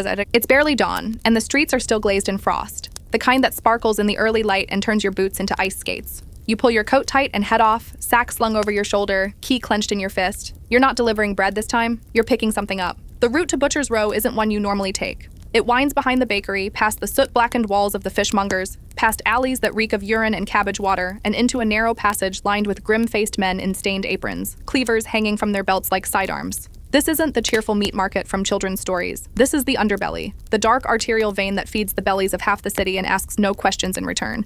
You find the door, unmarked, rotting, leaning slightly to the left. You knock twice, pause, then once more. It opens just enough for you to slip inside. A figure looms in the gloom and you don't look at his face. That's the rule. Just hand over the key and the sack. He fills it with something heavy, cinches it shut with twine, and returns it to you without a word. You don't ask what's inside. You already know. It's flour. But not the legal kind.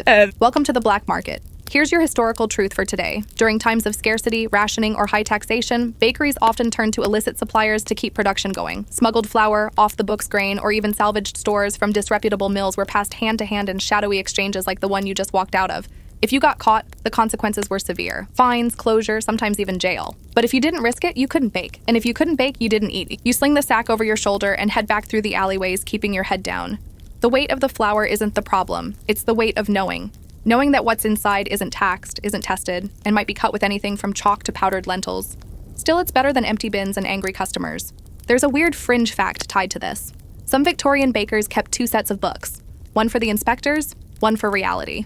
The fake ledger showed a steady stream of respectable flour deliveries. The real one tracked the unofficial sacks, quantities scribbled in code, dates marked with symbols instead of numbers. You've seen a book like that once briefly. It was kept in the master's coat pocket. You weren't supposed to see it. Back at the bakery, the fire's already roaring, and Elsie's up to her elbows in rye again.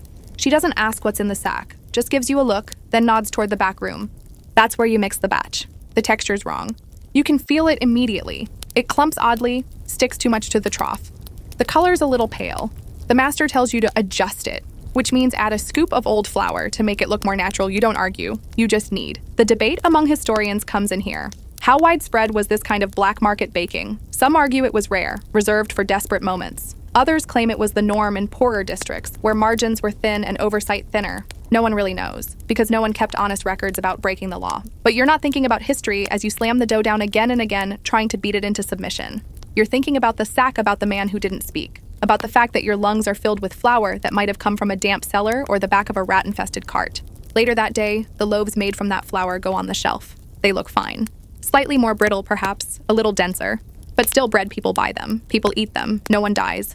So it's considered a success. You still feel like your skin itches just a little more than usual. At one point, the health inspector actually does walk in. Not one of the feared big city officers, but the local man. Everyone calls him Inspector Brunt. He wears a too-tight coat and carries a notebook he never writes in. He walks through the shop, sniffing things like a bloodhound with a head cold, taps the side of the oven like he's listening for ghosts, then declares, "All seems in order." You nod. You keep smiling. He leaves. You exhale only when the door clicks shut. There's no fine, no confiscation, no shout of, "Where'd this flour come from?" Just silence. Which is somehow worse. That night, you help Tommy clean out the flour bins. The bottom is filled with fine dust that clings to your skin and never quite washes off. Your hands smell like yeast and secrets. Krusty watches from the rafters, her yellow eyes catching the flickering lamplight.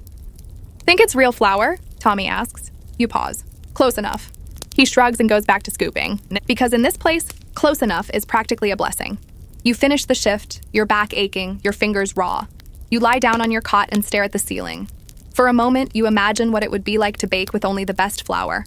Light, clean, consistent. No gray sacks, no backdoor dealings, just honest bread. Then you roll over and bury your face in the pillow, because dreams like that are expensive, and you've already spent your coin on survival. The day the fire comes is not dramatic at first. No lightning bolt from heaven, no cursed candle toppling onto a rag, no cackling villain twirling a mustache and lighting a match. It begins, like most disasters in the bakehouse, with something stupid, something small, something ordinary. You're halfway through loading the ovens with a tray of crusty white loaves, an order for a boarding school up the hill, all of it underproofed and rushed, when George decides now is the perfect time to clean out the ash trap. He does it roughly, of course, because he's George, because finesse is beneath him. He pulls the iron grate loose with a clang, mutters something about lazy apprentices, meaning you, obviously, and dumps a hot scoop of smoldering cinders into the bucket by the oven. Except the bucket isn't wet. It should be wet. It usually is. But someone, maybe you, maybe Tommy, maybe one of the new lads who hasn't figured out how fire works, forgot to douse it. So now the bucket is filled with dry flour dust, wood shavings, a rag soaked in oil from yesterday's oven hinges, and a generous layer of fatigue-driven negligence. The spark lands. You don't notice at first. You're focused on your tray. The loaves are uneven, but they're yours. You nudge them into place, wrist-wrapped in a makeshift cloth to guard against the searing heat. It's not until you smell something that doesn't belong, sharper than baking crust, heavier than coal, that you turn. And by then, the bucket is roaring. The flames leap up like they've been waiting all week. They catch the rag, then the corner of the wooden table, then the linen draped over the proving baskets. You freeze for a half second. Just half. Long enough for panic to crawl up your throat like bile. George swears and kicks the bucket. Wrong move. The burning contents spill across the floor, and just like that, the fire becomes something else. Alive. Hungry. Crawling fast across the sawdust-lined cracks in the stone. You shout, "Fire!" And the word rings through the bakery like a slap. Everything turns to chaos.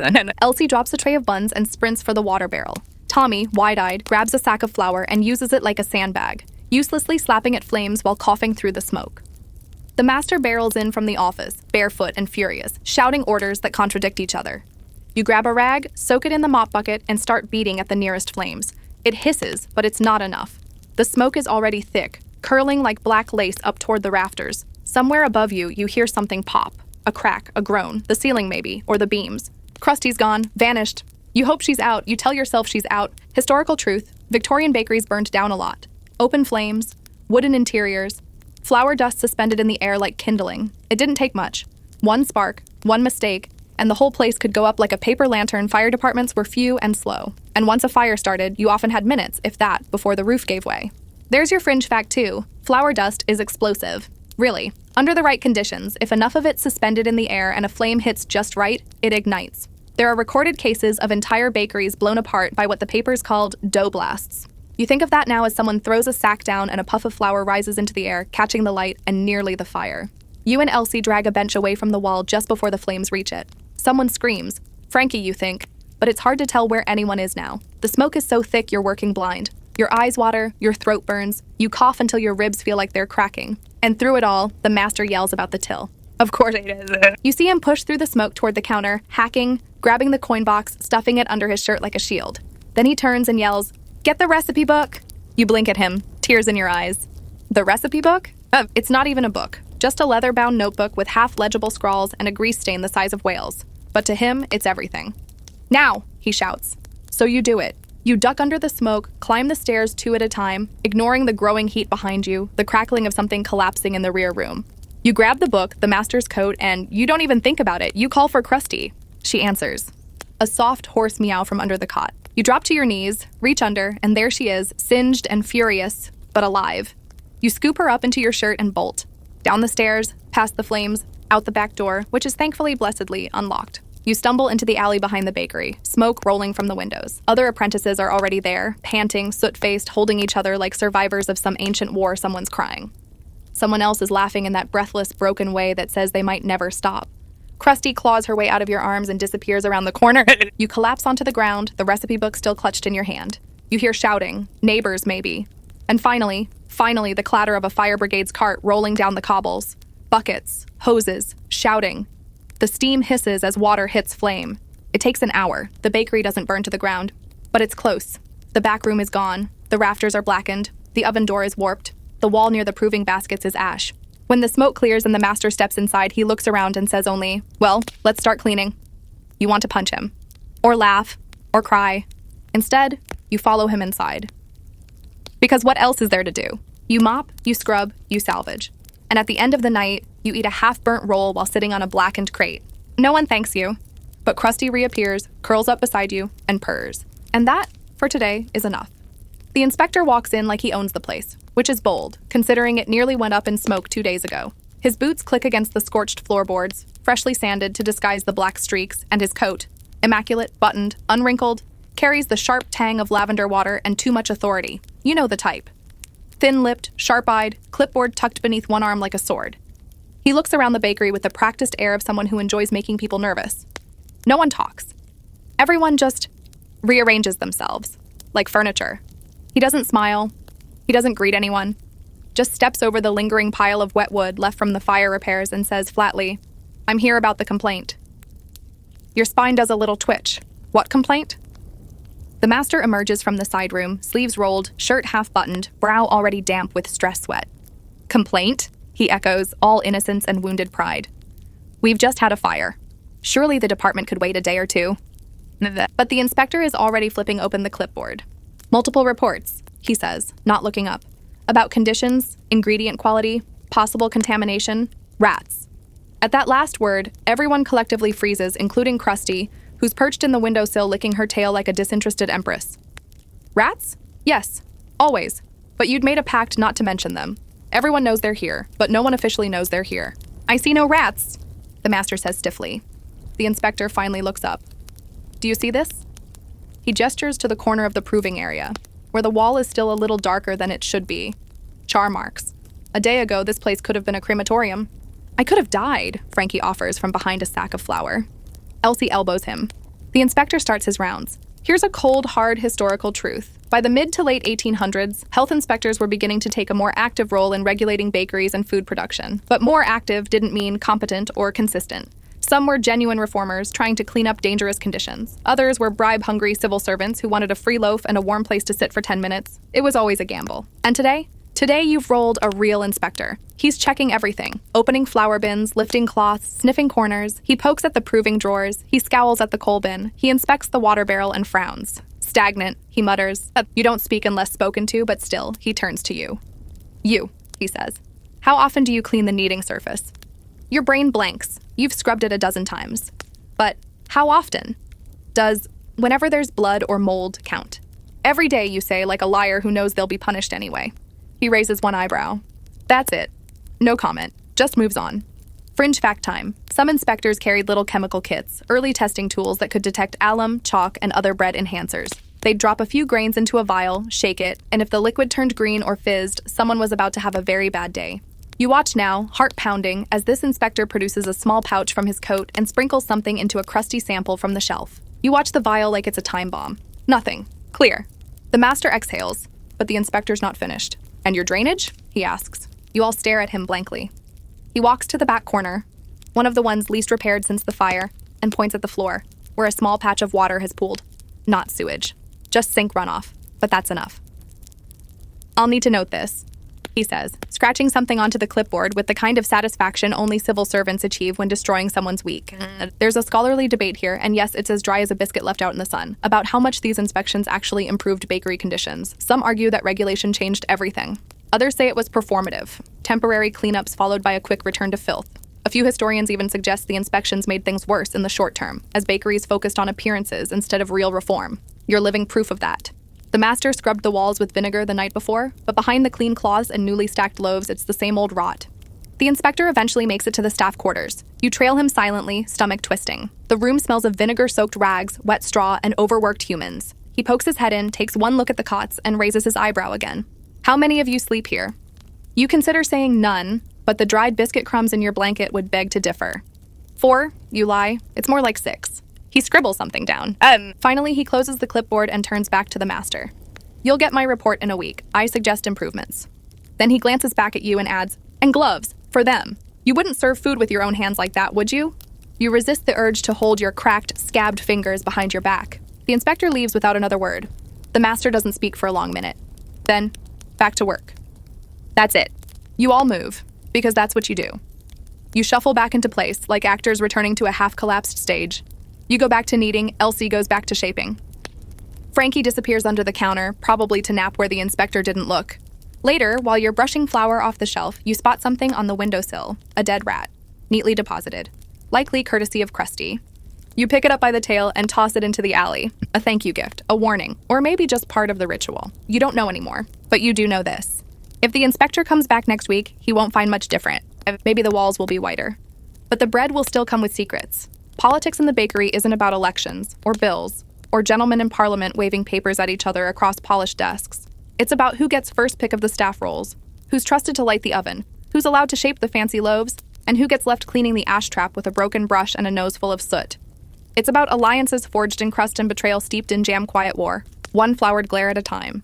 You used to think it was just chaos, everyone angry, everyone overworked, everyone trying to keep their hands from falling off.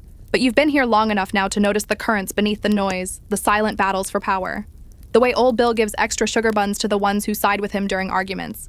The way Elsie always knows when the master is about to lose his temper, because she's got a spy in the front shop. You don't know who, but someone's talking. There are factions in this place. Not official ones, not gangs, but loyalties, like little islands in a sea of sweat. You're on yours by accident. A floating scrap of wood shared by you, Frankie, Elsie, and sometimes Krusty, when she deigns to join you. You weren't invited. You just ended up here. And now you find yourself defending it when George rolls his eyes or one of the delivery boys starts claiming you messed up a batch you never touched. This morning's battle starts with a very small thing. A missing yeast starter. It's kept in a stone jar, buried under a towel near the warmest part of the bakehouse. You're supposed to feed it daily, stir it carefully, whisper kind things to it if you believe in that sort of superstition. And today, it's gone. You hear the yell from the master before you see the empty jar. Who moved it? The room goes still. A tray of cinnamon buns wobbles as someone drops it in shock. You blink at the counter where the jar should be, then glance at the trash pile, the shelves, the firebox. Anywhere it might have rolled. But no. Nothing. Gone! The master snarls, turning toward you like he's about to accuse you of stealing the crown jewels. Who had it last? Nobody answers. Here's the thing. That yeast wasn't just yeast. It was the house starter. A living thing, fed and kept alive for years, passed down from whoever ran this hellhole before the current master. It had a name once, Hobbs, someone said, but now it's just the jar. And without it, the white loaves won't rise properly. You can fake it with fresh yeast, sure, but the flavor won't be the same. And the regulars, especially the snobs up on Finsbury Lane, notice. So now everyone's a suspect. There's a historical fact for you. Victorian bakeries relied heavily on wild yeast starters, especially for sourdoughs and more flavorful breads. These starters were jealously guarded, nurtured like pets, and in some cases insured against loss. Losing a starter wasn't just an inconvenience, it was a catastrophe. The master orders a full search. You dig through the bins, you check behind the flour sacks. Frankie even crawls into the space under the proving drawers where Krusty once had kittens, a short-lived litter. Don't ask. Nothing. George, of course, blames you. Saw him near the jar yesterday, he says loudly. Was poking around. You round on him. I was cleaning. You were the one who left the towel off it last week. He sneers. Jealous I get trusted with it, probably. Elsie cuts in, sharp as a blade. You also spilled water into the rye batch 2 days ago and blamed it on Frankie. George doesn't like being called out. His mouth pulls into something sour and he turns to the master. They're in it together. Maybe they tossed it. Maybe they wanted to ruin the batch so they could get a day off. You laugh, cold and humorless. A day off? That's like saying someone drowned themselves for a chance at a warm bath. Here's your fringe fact. In one particularly well-documented Victorian bakery feud, a rival apprentice did sabotage a yeast starter. Out of spite or ambition or just sheer exhaustion, he was caught, beaten, and fired. Rumor said he ended up working in a vinegar factory, which everyone agreed was just punishment. Back in the present, the master doesn't bother with judgment. He just says, make a new starter. You all stare. That'll take days, someone whispers. He shrugs. Start with cider. Add flour. Keep it warm. In the meantime, buy yeast from Lockett's. Lockett's is the mill down the road. They sell yeast cubes, crude, damp things that smell like old beer and regret. But they'll keep the bread rising for now. Elsie mutters, so we're just pretending it didn't vanish? The master glares at her. Unless you want to explain to customers why their bread's gone flat. And just like that, it's over. No justice, no trial, no mystery solved. Just another thing gone wrong and buried under more dough. But something's off. You feel it. The jar didn't walk away, someone took it, or trashed it, or, God help you, hid it. You start watching people more closely. Where they go, what they whisper, who they glare at when they think no one's watching, and you see George laughing a little too hard that evening. You see one of the new boys nervously washing a rag that smells faintly of yeast and vinegar. You start to wonder how far people are willing to go for a better shift, a shorter shift, fewer burns, a bit of favor with the master. There's a tension in the bakehouse now, the kind you can't knead out. You find yourself pulling closer to Elsie and Frankie, making sure they get extra rolls, letting Krusty sleep near your station, building your little island stronger. Because the politics of the bakehouse aren't written down, they're baked into the walls. And you've just been reminded how easy it is for things to disappear. The snow starts falling halfway through your shift, not the slushy, half-hearted kind that melts before it lands, but the real stuff. Silent and steady, thick as sifted flour. It drifts past the windows in soft spirals, coating the street outside in white. Beautiful. Sure. Until you remember you've got 4 deliveries to make, 2 of them uphill, and the boots on your feet are held together with twine and hope. The master is unmoved by weather.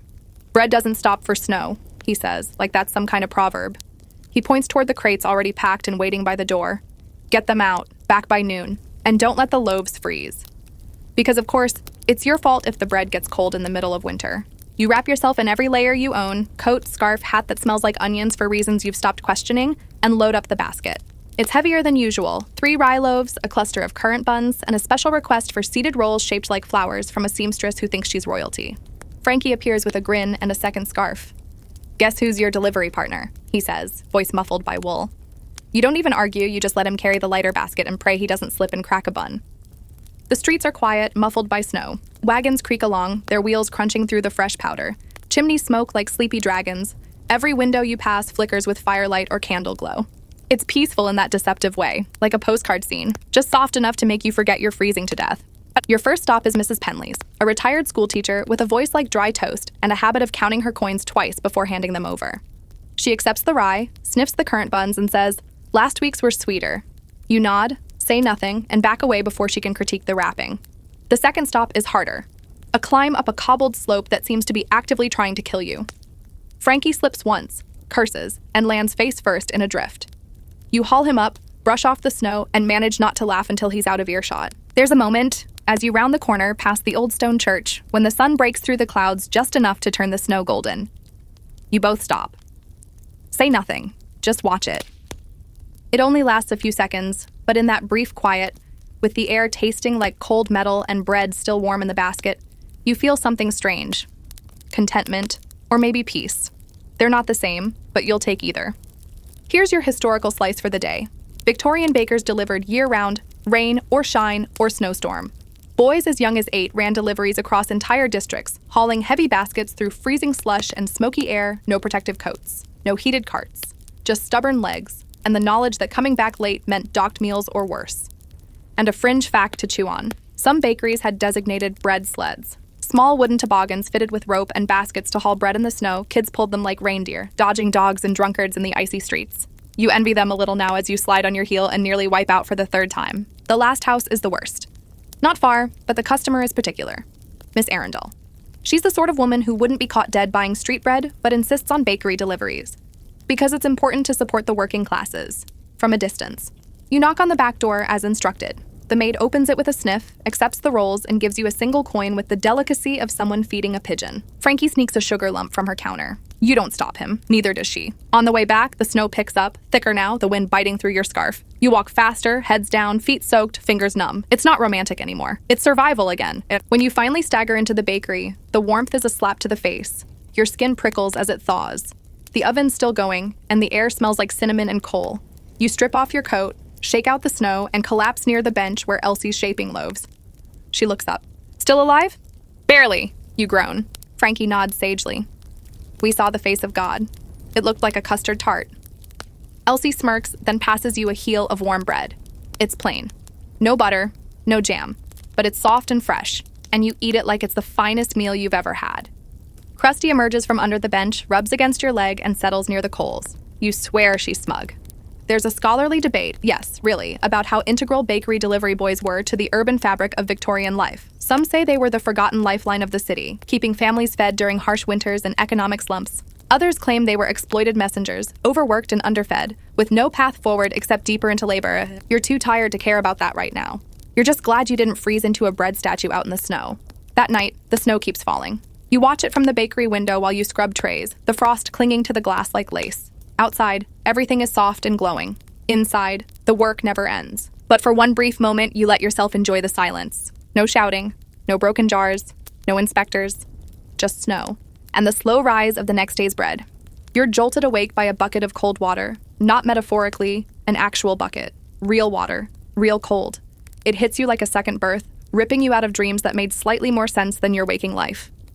You sputter, flail, and sit up, teeth already chattering, only to find George grinning down at you like he's just won a prize. Up late, he says, and snoring like a cow in heat. You resist the urge to hurl the nearest shoe at his face, barely. There's no time to argue anyway. The bakery's already awake, buzzing, roaring, clanging like a forge on payday. The fire's been stoked early, something's up. You dress with wet sleeves and numb fingers. The floor's still damp from George's wake-up call. You find your boots half frozen under the cot and jam them on while the others stomp around you, preparing for something more than just the usual dough and burn routine. "Big order," Elsie mutters, brushing past with a crate of eggs. "From the Barrington estate. Whole spread, breads, buns, custards, the lot." That explains the mood. When the gentry order in bulk, it means two things: long hours and no mistakes. The Barringtons don't tolerate undercooked crusts or misshapen rolls. One time, they returned an entire basket because the buns were too glisteny. Whatever that means. You're assigned to the centerpiece project, what the master refers to ominously as the crown. It's a sweetbread sculpted into a braided ring, studded with candied citrus, sugared almonds, and gold leaf. You've only seen one made before, last spring. It took 7 hours, 3 burns, and half a jar of brandy for the glaze. You're handed a bowl of rich dough and told, don't screw it up. The pressure is immediate. Your fingers are still half frozen, your brain barely thawed, and yet you begin. Rolling, folding, shaping, trying to make this mass of flour and butter resemble the elegant ring in the master's sketch Elsie's beside you, piping icing onto tarts with clinical precision. Bill's humming near the oven, some old tune that sounds like it was passed down by chimney sweeps. And then there's Krusty, curled on the high shelf, observing like a judge in a pastry court. Here's your historical bit for the morning. Victorian high society often ordered elaborate baked goods as part of their social rituals. Afternoon teas, garden parties, or just displays of obscene wealth during public visits. Bakers weren't just laborers then, they were artists under pressure. And for apprentices like you, these events were make or break moments. Get it right, and you might get noticed. Get it wrong, and it was back to scrubbing soot out of the cracks with a potato brush. Fringe fact? Some bakers even had flour sifters reserved only for noble orders. Specially blessed sometimes, or made of rare metals. There were even rumors of bakers whispering prayers into the dough to ensure favor with the upper class. You whisper something too, not a prayer exactly, more like, please don't collapse, you stupid crown. The dough proves. You check it too many times. Every time you pass the covered tray, you peek under the cloth, just to make sure it's still rising, still puffing, still alive. It is, miraculously. You brush it with egg wash, place the candied citrus just right, and even manage the delicate twist of gold leaf without tearing it. When it goes into the oven, you feel like you've just sent a child to school for the first time. Nervous, protective, quietly praying no one throws a brick at it. While it bakes, you're tasked with helping Tommy box up the other items. The kitchen is a war zone now, steam clouding the windows, sugar dust hanging in the air like fairy smoke, trays clattering, people shouting over one another. One box contains lemon scones so perfect you feel slightly insulted by them. Another holds cherry tarts so symmetrical it's suspicious. You suspect Elsie made them. She has a gift. Or a pact with the devil. Finally, the crown is ready. You open the oven slowly, carefully, like disarming a bomb, and it's perfect. Golden, glossy, rising just right. A shining, sugary halo of bread. You carry it to the cooling rack with trembling hands. The master himself inspects it. He circles once, twice, grunts, then nods. A tiny nod, but enough to make your knees weak. Delivery is next. Of course you have to go. The master's not carrying the crown through slush and sleet. That's your job. You and Elsie are chosen because you have steady hands and she doesn't suffer fools. The crate is lined with cloth and hay. The crown goes in. The rest of the order is stacked around it. You haul the whole thing onto a handcart and set off, boots sliding on the ice-slick road, cartwheels squealing, breath misting in front of you like steam from a kettle. The Barrington estate is massive. White pillars, iron gate, windows taller than your bakery. A butler answers. He doesn't smile. Just opens the door wide enough to pull in the cart and disappears with a stiff, "Wait here." You stand in silence with Elsie, snow melting on your collar. You wonder if the crown will be sliced and eaten or just admired and thrown away. Probably both. That's how it goes. Here's a bit of scholarly debate to chew on while you freeze your knees off. Were these elaborate baked displays a genuine appreciation of culinary craft, or just another way to flex class power? Some historians argue they were the only real stage working-class artisans had to prove their skill. Others say they were glorified props, temporary status symbols, admired, then discarded. The door opens again. A maid this time. She hands you a coin pouch and says, "Her ladyship sends her compliments." You nod. Elsie says nothing. As you leave, you hear laughter echoing from inside. Light, detached, probably about something meaningless. You walk back in silence, pockets slightly heavier, knees soaked through, heart complicated. Back at the bakery, the mood is easier. The pressure's lifted. The master doesn't yell when you return. Frankie offers you a slice of overbaked crust and calls it a victory ration.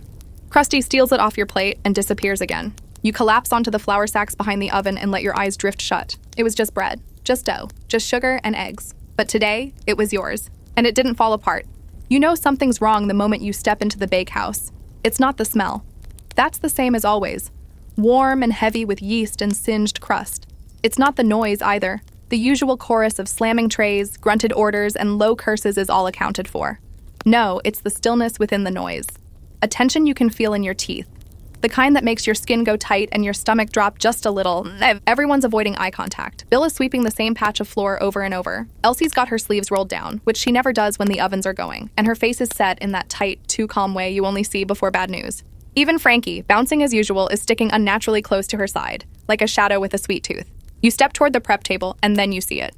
The inspector is back, not Brunt, the lazy one who smelled like linseed oil and pretended not to see rats. No, this one is different. Tall, thin, clean boots, gloves, hair combed so perfectly it looks painted on. He's already in the back, notebook open, speaking in clipped, efficient tones. The master follows behind him, silent and flushed. You don't need to ask what's happening. There's going to be a closure. You catch snippets as they pass by, the inspector poking at the walls, lifting cloths with tweezers, opening flour sacks, and sniffing with theatrical disdain. Unsanitary storage, inconsistent documentation. You failed to produce receipts for... You blink. Receipts? You're lucky if the master records who's still breathing. Then the inspector reaches into his coat and pulls out a sealed envelope. As of today, he says, loud enough for the whole bakehouse to hear, operations here are suspended pending further review. The words hit like a brick to the chest. No fire this time, no smoke, just paperwork. The master swears, loud, then immediately tries to bargain. This is my family's business, he says, his voice cracking in that strange mix of pride and panic.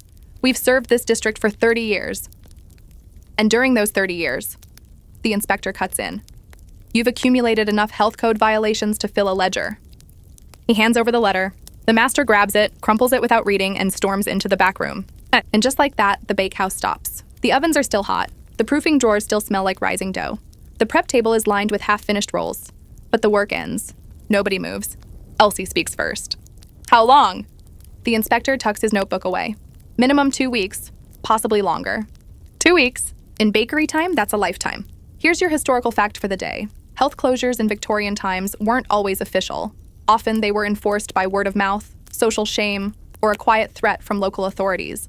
But as urban hygiene movements gained traction in the late 19th century, formal shutdowns, especially for bakeries, became a real legal hammer. Once the inspectors came in with government backing, you were done. No bribes, no charm. Just silence, fines, and rot. And the fringe fact? Some bakeries never reopened after such closures. The staff scattered, the equipment sold for scrap, the ovens left to cool for good. There's even a well-known ghost story about one such shop in Camden Town, where the ovens still glow red in the dark, even though the chimney's been cold for decades. Superstition, of course, but after what you've seen here, you're willing to believe a little bit of everything. The scholarly debate? Well, some argue closures like these were a necessary step toward public health reform. Others say they disproportionately targeted small businesses, especially working-class ones with no money for repairs or bribes. Either way, you're the one standing here with your hands dusted in flour and no idea if you'll still have a place to sleep next week. The inspector leaves, just walks out, doesn't even close the door. No one follows. Eventually, you do what everyone does when they don't know what else to do. You start cleaning. You wipe the counters, sweep the crumbs, scrub the bowls. Not because you have to, because it's habit, because if you stop moving, the fear will settle in your bones. Elsie joins you. So does Bill. Even George, sullen and red-faced, picks up a broom. You don't talk much, but there's something in the silence now. Not dread, not exactly. More like a question no one's ready to answer. What now? By dusk, the bakery looks cleaner than it ever has. The front windows gleam. The oven doors shine. The floor is spotless. The bread, untouched, still sits on the rack, cooling slowly into silence. The master doesn't reemerge. You don't go looking for him. That night, you sleep with your boots on, half of you expecting to be tossed out, the other half too tired to care. In the early hours, someone slips a plate under your cot. It's a crust, half a bun, and an orange peeled and sectioned neatly. You don't know who left it, but it's enough to make you cry, quietly, into your sleeve. Because tomorrow the ovens won't be lit, and you have no idea what comes next. The ovens stay cold for 3 days. 3. That's longer than any break you've had since you first stepped into this place. Longer than when the flour shipment got delayed by a week. Longer than when the fire singed half the back room. It's long enough for the bakery's silence to stop feeling like a pause and start feeling like a grave. On the morning of the 4th day, you wake early out of habit. Your body's been trained to rise with the bread, and even though there's nothing to knead, your limbs pull you upright like it's still a workday. You sit there, blinking into the darkness, unsure what to do. The floorboards creak under you like they're tired too. Krusty's already awake. She's perched on the edge of a sack of flour that nobody's dared to touch since the inspector shut everything down. She blinks at you slowly, as if to say, well, you just gonna sit there and rot? You sigh and get up. The bakery feels hollow. Not empty. Everything's still in its place. The crates, the bread knives, the jars of old, tired spices on the shelf. But it all looks like set dressing now, like props in a play that's closed early. Without the clatter, the heat, the yeasty air, it doesn't feel real. You head outside. It's still dim, but the sky's shifting into that bruised blue just before dawn. The street is mostly quiet, save for the occasional coal cart trundling by. You walk, not aimlessly exactly, but with no fixed goal. Just forward. You pass the butcher's, still closed. The candle shop shuttered tight. And then, to your surprise, you hear it. Laughter. Not yours, not any of your lot. It's coming from a narrow alley off Finsbury Lane. You follow it. At the end of the alley, beneath a tangle of chimneys and rickety windows, you find Elsie.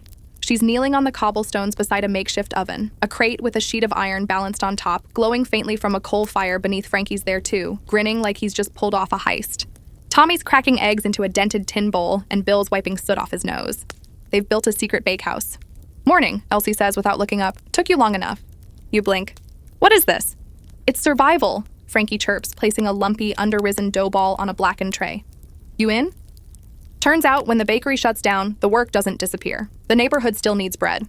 The old men still want their crusts. The laundresses still crave something sweet after a 10-hour shift. So for the past 2 nights, your crew's been baking illegally, out here in secret, using whatever they can scrounge. They've borrowed ingredients from half the street. The widow 2 doors down traded sugar for a loaf.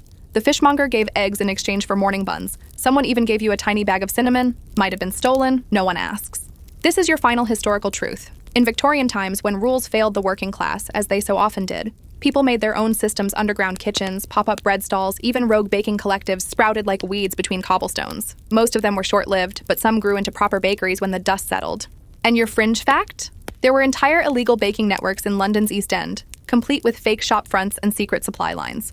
The authorities would shut one down, and another would pop up around the corner. It wasn't just resistance. It was bread-fueled rebellion. Back in the alley, you roll up your sleeves and take the dough from Frankie before he drops it. It's not great, too sticky, under-kneaded, but you work it anyway, folding, pressing, shaping your hands. Remember what your heart's just now catching up to. You don't need the master's permission to bake. You just need an oven. By mid-morning, the first batch is done. Misshapen rolls, uneven crusts, too much sugar in the glaze. But hot, fresh, real. Elsie sends you out to deliver. You knock on familiar doors, hand over warm bread, and watch faces light up like lanterns. Nobody asks if it's legal. They just say thank you. The coins come in small. A few here, a few there. But enough. Enough to buy more flour. Enough to make another batch tomorrow. That night, you sit on the edge of the alley, your back to a warm crate, biting into a crusty heel that tastes better than anything the bakery ever made. Krusty curls up beside you, licking butter from her paw. And you realize something strange and quiet. You've survived. Not just the burns, not just the shouting, the ash, the fire, the cold. You've survived the end of something, and in its place, you've made something new, something yours. In the weeks to come, the official bakery might reopen. The master might beg for help. Or he might vanish into some debtor's fog, muttering about inspectors and injustice. Doesn't matter. You've got fire, you've got hands, you've got flour, and best of all, you've got people who'll fight beside you when the real oven goes dark. That's the story now, not of one bakery, but of every apprentice who learned that bread is more than crust and crumb. It's survival. It's rebellion. It's hope, baked in a crate, served warm on a freezing street when all the proper doors are locked. So here you are. Somehow, you made it. You survived the flour-dusted trenches of a Victorian bakery. You lived through the blisters, the burn scars, the inspectors with cold hands and colder notebooks. You faced down midnight rats, marzipan pigs, exploding ovens, winter deliveries, black market flour, and a collapse that should have ended everything.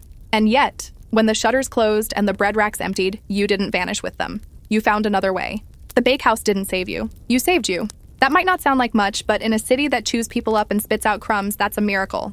And maybe, just maybe, there's something even sweeter about the bread you baked in secret with stolen coal and borrowed eggs than anything you ever made under the master's roof. Not perfect, but real. Not polished, but honest. That's the thing no one tells you about history. It's built by people like you. Not the powdered ones in portraits, but the tired ones kneading dough with cracked hands, passing loaves down alleys, whispering recipes across rooftops, the ones who keep going long after they're told to stop, who feed the world without asking for applause. You probably won't get a statue. You might not even get a thank you. But somewhere, in the steam rising off a broken crate oven behind Finsbury Lane, in the crust of a roll eaten on a doorstep by someone colder than you, your work lives on. And maybe that's enough. So now, as your shift finally ends, not just for today, but forever, take off your apron. Lay down your peeling boots.